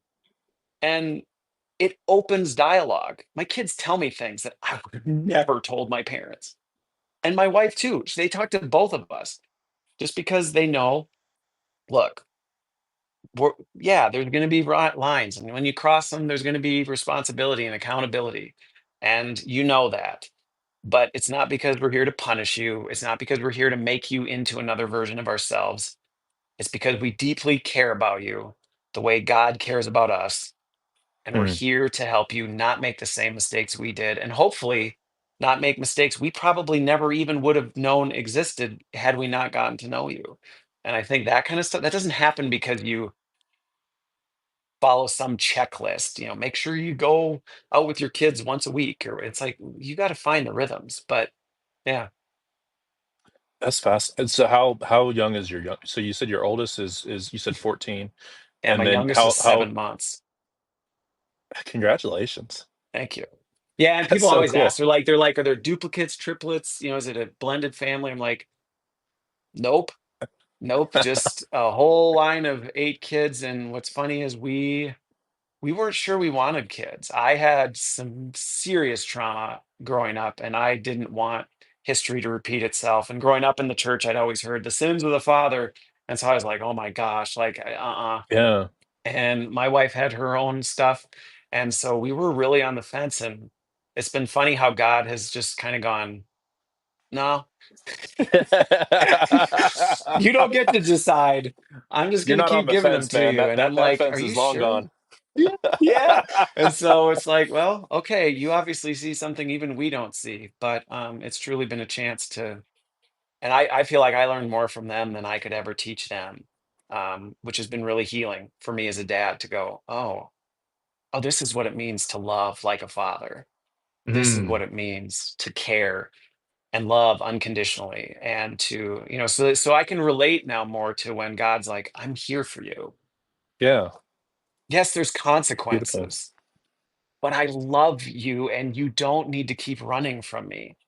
And I promise I will walk you through where you're going because now I'm like, I never experienced that, but I know what it is to feel that and to have that desire now for 8 human beings and go, there isn't anything you could ever do that if you came and told me, I would go, oh, Right, right. really? yuck, I get out of my face, get out of my face. And then to know, and I'm imperfect. So if I can experience that and God's perfect, well, then I never need to be afraid to come to him. That's I love that. And that's something too that I think was a big turning point, I think, in my recovery. And I think a big thing that I was going through when I was going through the divorce process and incredibly depressed. Uh, one of my Bible study leader, Trey, love the guy. I remember we were on the phone and he was just saying, like, Mac, like you are loved by God, and he's like, nothing that you did is unforgivable. And we started to talk just about different characters in the Bible. And I always remember that, and I always tell guys that is like, if you feel like you're unforgivable, open up a few pages and read. Just read the heroes of the faith. Like Just read a little bit. Jacob is my favorite biblical misfit. The fact God did not give up on that man is beyond me. Or like David And and what he did with Bathsheba and like her husband, like basically sent him, I think, Abraham, I mean, they yeah, exploited an Egyptian slave for kids. And you're like, God works through us in spite of us. And he's, like I said, there are consequences for our sin. exactly, yeah, Absolutely. right. But that doesn't change his love. And yeah, yeah, which I Yeah, think and love casts out all this stuff. And I think that's where right, even this topic of things, it's like most people I talk to who have struggled with porn, they've really struggled with being loved. They've struggled with feeling love, and they've been convinced that they can satisfy some sort of need through this. And it's just enough. It's just enough. It's not quite what I really desire. It's not quite what I want, but it satisfies me. It gets me through the day, and it's like God has so much more for you than that. He's got so much right. more for you than that. He doesn't want you to just get by. He wants you to be overflowing and outpouring in abundance of love. And but he can't. You're blocking him off when you're like, no, no, no, no, no. Just leave me over here and let me have my table scraps. Like, well, okay, is that really what you want? Yeah, that made me think about, and I don't think I have the verse off the top of my head. I think it was in Luke where Jesus, I think it was the woman that washed his feet, I think. But there's a quote that really speaks to me. I'm going to paraphrase it, but it's basically, "He who hath forgiven little, love little." Yeah, If that strikes a chord with you. And when I remember that came up in one of my Bible studies, I think it was like last year with the guys. And what I really thought about that with like porn recovery was, I think I couldn't really even forgive myself. And that really restricted the kind of love that I could provide, my wife at the time, to other yeah, people. And then when you dig deeper into it, it was really, I wasn't really trusting that God could forgive me ultimately. yeah. Right? Yeah, And we then think we think we're doing a good job. We think we're doing a good thing, like by holding on to this. We're not. yeah, and once you accept that forgiveness and lay yourself at his feet, lay yourself, I think, just if you're secular as well, just to be humble and to open yourself up to, hey, this is out of my control right now. Like, I need help. I think that was a huge thing for me. It really, 6 years ago, it really got me started on recovery, was actually going to a Christian therapist. Yeah, And I started listening to this podcast called PornFree Radio. Remember, I went into the mountains and I fly fished for a whole weekend. And I listened to about 20 to 30 episodes of Porn-Free Radio. I yeah, prayed, I was reading the Bible. I think I also read Jocko Willink's Discipline Equals Freedom. So it was like this, I strapped myself up to this weekend of just separating myself. Yeah, like at my ex at the time was like, you need to just go, yeah. just Detox. get out. And I went with my dog Bo. My grandparents, they built this cabin up in the mountains in Colorado, and I went there for the weekend and fly fish, journaled, was with my dog, listened to the podcast, read the Bible, all these things. But really, it was this experience of just opening myself up past what I thought porn was, Yeah. this, I guess, this selfishness as well, and just opening myself up and humbling myself to, hey, there's like a whole other world out there that you can experience, but you have to address this thing in your life. You have to root it Yes, out. you do. We as a species hate looking in the mirror. And I'm convinced that's why James specifically says, when you look in the mirror of God's perfect law, like there's a reason he specifically calls that out, because he knows that is the only way you can actually change, is to actually accept and see what's really there. And we put filters over our mirrors, we cover them with sheets, we walk away, we stare out windows so we can point at everything else. And what we really need to do is take the filters off and just look in the mirror and go, oh, I hate what I see right now. And then take it to God and go, I hate what I see. And he goes, I know you do, but I don't. Right. I don't. I don't hate anything about what I see in that mirror, because you are perfectly and uniquely designed in my image. Have you been twisted? Have you been corrupted? Yeah, but you think I haven't seen this before? You think I haven't worked through this? You think I didn't know all this? You think I'm going to be disappointed that you think I got a raw end of the deal?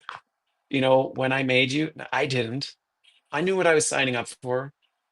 I got you. Like that, there's so much healing in that. I do a ton of executive coaching, and um, so many of these leaders you see that are just destroying companies, and when you really get them behind closed doors, they're wounded people Yeah. who have spent years building up walls and protecting themselves from who they really are afraid they'll see when they look in the mirror. And yeah, it sucks. It sucks if you haven't looked in the mirror a long time. It's like if you are really disciplined about your weight and what you eat, and then you stop weighing yourself for like a year and stop stepping on the scale, and you quit working out, I've and then been, all of hey, a sudden you step I've on and been you're like, there. whoop, like, oh, like you're like, oh my gosh, how did I let this happen? And you're like, Yeah, yeah.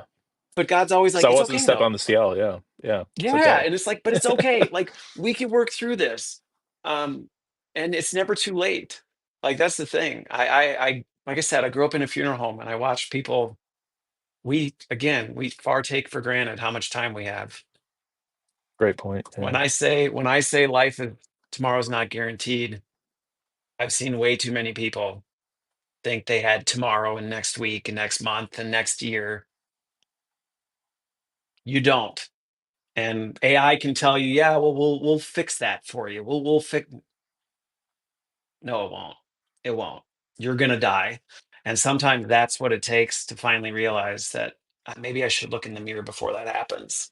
Because yeah, yeah. Yeah. Anyway, Uh, wow, that's beautiful. Yeah, I talk about that sometimes, is like when I was going through my divorce. Tomorrow's actually going to be the 2-year anniversary of it, okay, which is just a good time to reflect on things and how far I've come since then. But I remember my grandma passing away, and that was 2 years ago in February.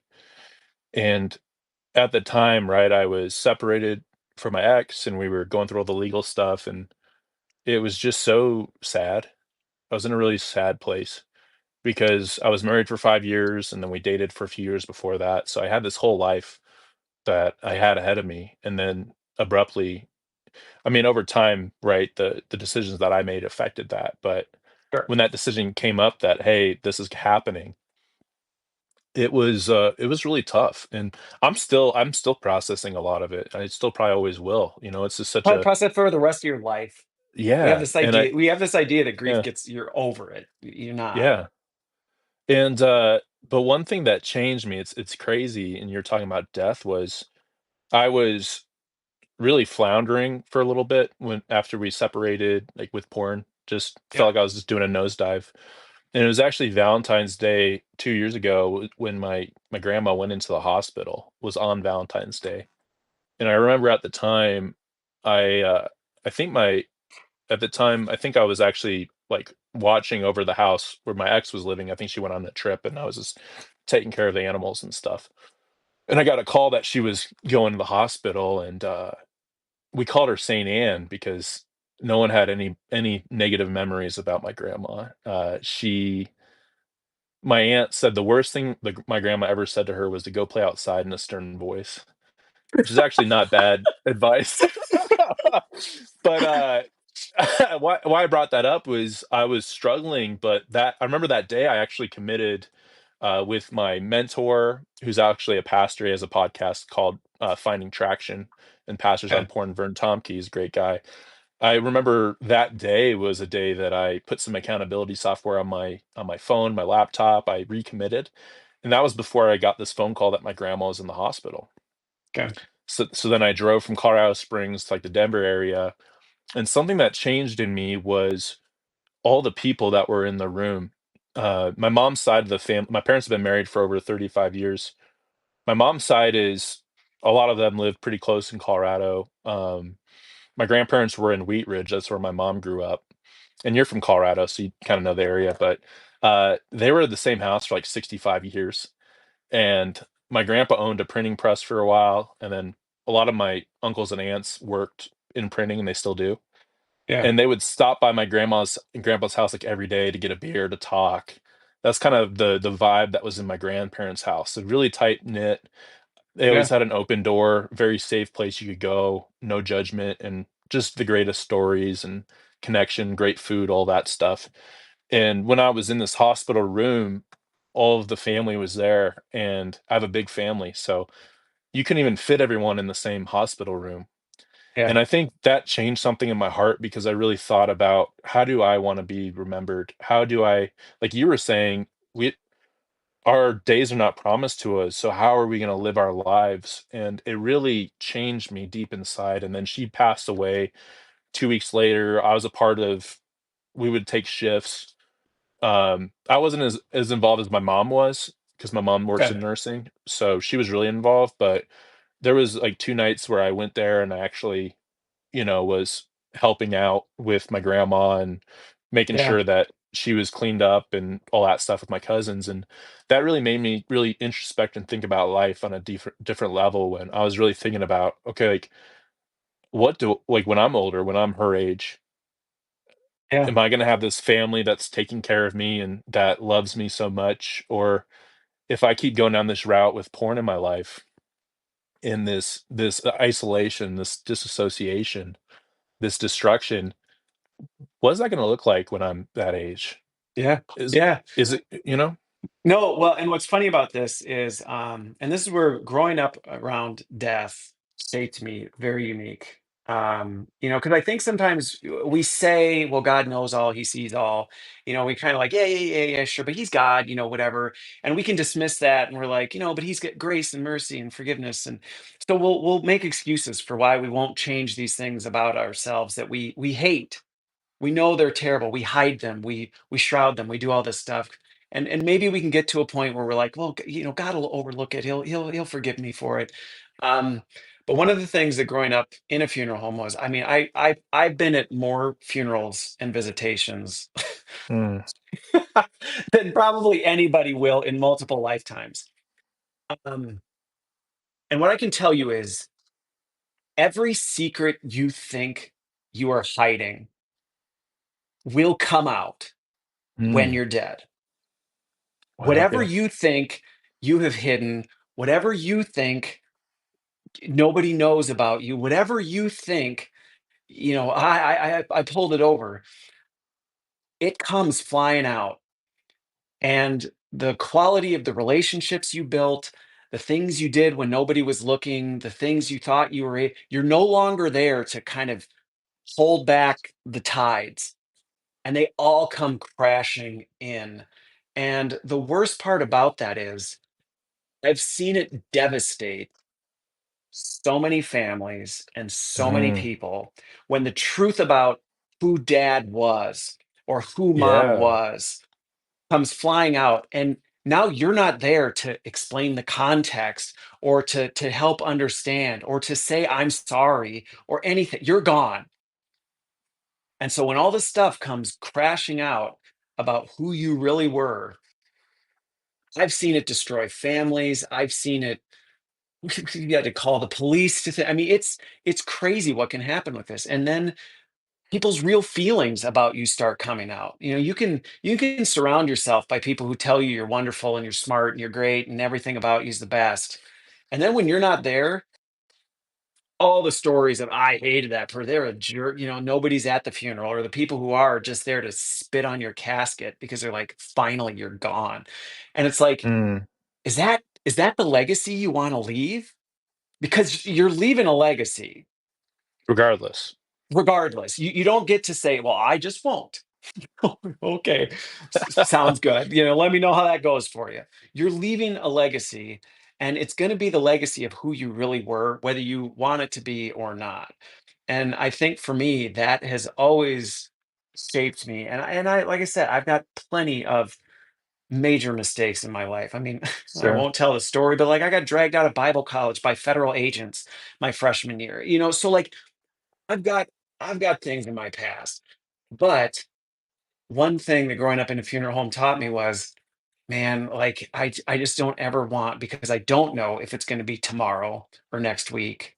I really want to make sure I'm doing everything I can to make sure, like, I'm trying to do and be the best version of myself. And not because I'm afraid God's going to zap me with lightning, or I'm afraid how people are going to judge me, but because that's just a harsh reality. And yeah, I've seen too much, and you can't unsee it once you've seen it. Yeah, that's amazing. Yeah, because you could be in incognito mode, you could be deleting your history, but as we know, that will come to light as well, either in your life or after your life. And yeah, Somebody's gonna the have to go just through your phone. Somebody's gonna have to go through your devices. Somebody's gonna have to go through your email as they're doing all this stuff. All those secret passwords you thought you had, all those things you thought you were hiding, all this stuff that, the relationships, the Snapchat threads that you thought nobody would ever find. Somebody's gonna find them. And yeah, and it's terrifying to think that that could happen when you're not even there to try and some people might be like, well, good, then I'm dead. It doesn't affect me. It's like, really? You want to destroy the people around you that way?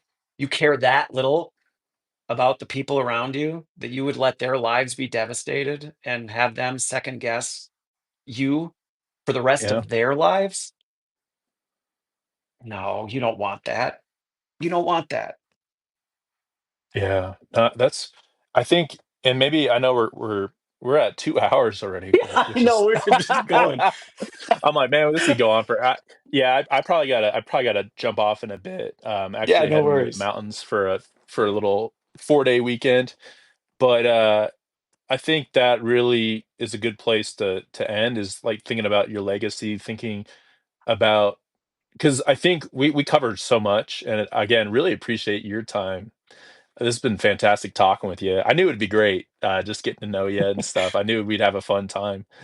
So I really appreciate you being on, but I think Yeah, that's like a important place to leave it, right? When I think we're talking about technology and we're talking about all these advancements and how concerning it is. I think ultimately, right, it's all about you and what you're doing deep down inside in yourself. Like that's kind of where the key lies. Like the whole world could change, but it's still like up to you to make choices, right? And to make yeah. You have far more choices that control than you realize. yeah, yeah. And I think that's an important hopefully a takeaway for people listening to this is if you're looking for solutions to if you're struggling with porn, it lies deep within you, right? And who do you want to be? Yeah, yeah, yeah. And and who do you want others to know you as? God and other people. And you can put on a mask and a veneer and try and pretend to be something you're not, but you will always be found out. And that's that's scary, and sometimes that drives people to just try and hide deeper.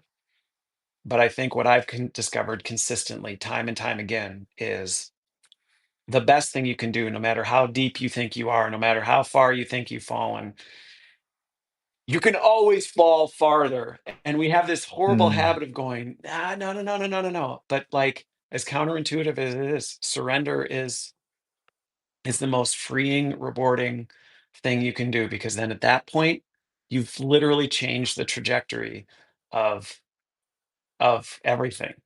It's a complete turning point. And I think that's where not only is scripture and salvation and all the things we see in the Bible, yes, it's religious, yes, it's supernatural, yes, it's all these things, but it is immensely, immensely practical and logical.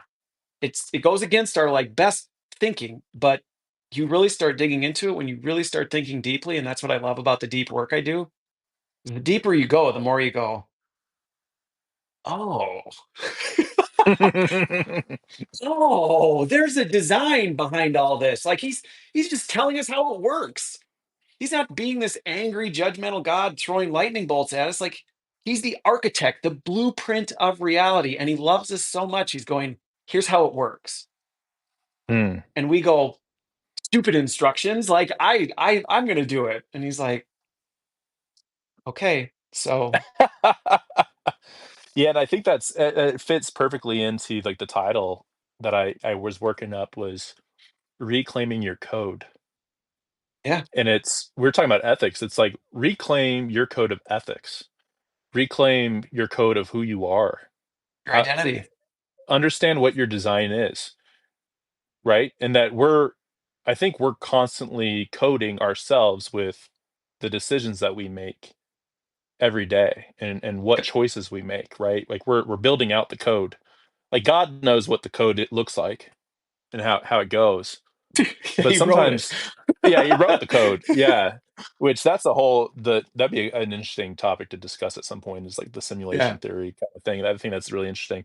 But I sometimes trying to like land the plane, I guess, with the yeah, podcast, with your talk. But I remember talking to someone about this was I think what helped me with porn addiction on my end was understanding like where in the code, like looking into myself and looking at the mirror, like where in the code was that that I needed to go in and look at and really yeah. reclaim. Like Where was the there was glitch? something there was something there that was glitching to where, hey, I got these programmed habits that I feel like I can't break free of. I'm just Yep. it's almost like I'm possessed, like I'm just going to these things. You have malware. And I mean, honestly, the technology right, analogy play. You've been infected with a virus. You've been right. corrupted by a Trojan horse, and you've got to get a rootkit and like pull it out. Yeah, and that only happens right when we can sit down and look in the mirror, look at the code, look at our code, and be honest with ourselves.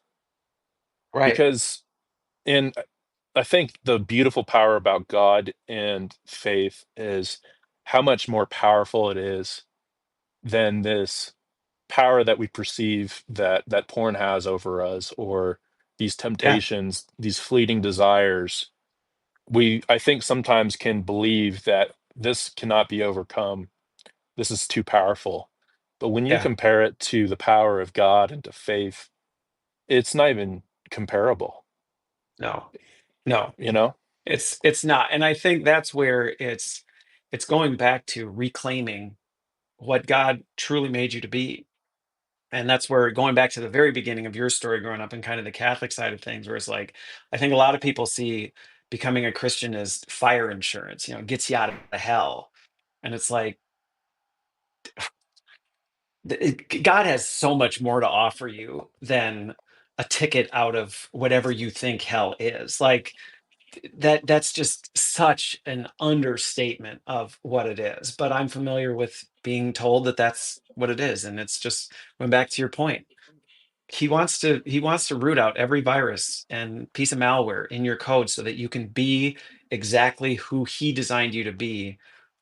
And you don't even have to look at Christians. I mean, everybody out now right now is trying to find purpose and meaning and what is it to be me, to make my imprint on the world. Well, do you want to make the imprint he designed, the one that truly will actually satisfy, or do you want to be the imprint that you're trying to hold together with rubber bands and paper clips? Mhm. Well said. All right, sir. Well, I'm sure we could keep talking. I Yeah, think I'm sure we could. I I can't feel like I believe said people that have like stuck 20 around minutes for ago. this long. I feel like I said that like 20 minutes ago. I'm so terrible at that. I've done No. that before where I'm like, "Hey, we're going to land the plane," and then it's like an hour later. I Uh, know. but yeah, I think just to close out, like where can people find you? I know we talked about at the beginning. I know some people hopped on a Sure. little bit later, but where can people find you? Yeah, so I'm super active on Substack now. I mean, I've kind of created a landing point, christopherlin.co, which is kind of like, you're supposed to have a brand. So I did, when I went off on my own. And so that's where it was. Because before it was like, well, you can read my stuff on Substack, or you can follow me on YouTube, or I'm very active on LinkedIn. And it was very confusing for people. So that's just where it was like, well, you know what? You can just find more about me on christopherlin.co. And then that'll point you out to all the different stuff I do. And, yeah, I love engaging with people like things like this. I love this kind of stuff. Just talking and getting to know other image bearers and the stories he's created in them and how we can encourage and build each other up. Because we need that right now. We need Oh, that in big the world time. right now. Yeah, we need to talk. We need to be honest, and we need to encourage each other. Encourage each Yes. other, and I think the collaboration that's been available on Substack's been really cool. Just to meet other. I think I was thinking about it. I was like, I've talked to more fellow Christians and priests and pastors than I ever have. I think that the ever since I've been divorced, really, going through that, it's like brought me so much closer to God and to other people. Because I think I had to look down at very root of things, right? Yeah. When you're torn Yeah. down and you're broken, you gotta find who you are in that and Yeah. resurrect yourself. So, and Christopher also has a future focused podcast. I've been listening to that. It's fantastic because I mean, Thank you. you're just talking about, like you said, every week things are just changing, AI space technology, and how does that affect us in the And it's workplace, human scary. experience? Yeah, It's scary. And so my goal is, again, kind of like we said here, to build people up and go, I get it's scary, but here's how you can think about it. yeah, we've got the power. We've got the power within us. So, Cool. Christopher, thank you. Yeah. Thanks everyone for hopping on today. We'll post this later on YouTube, as well as get the full video out for everybody.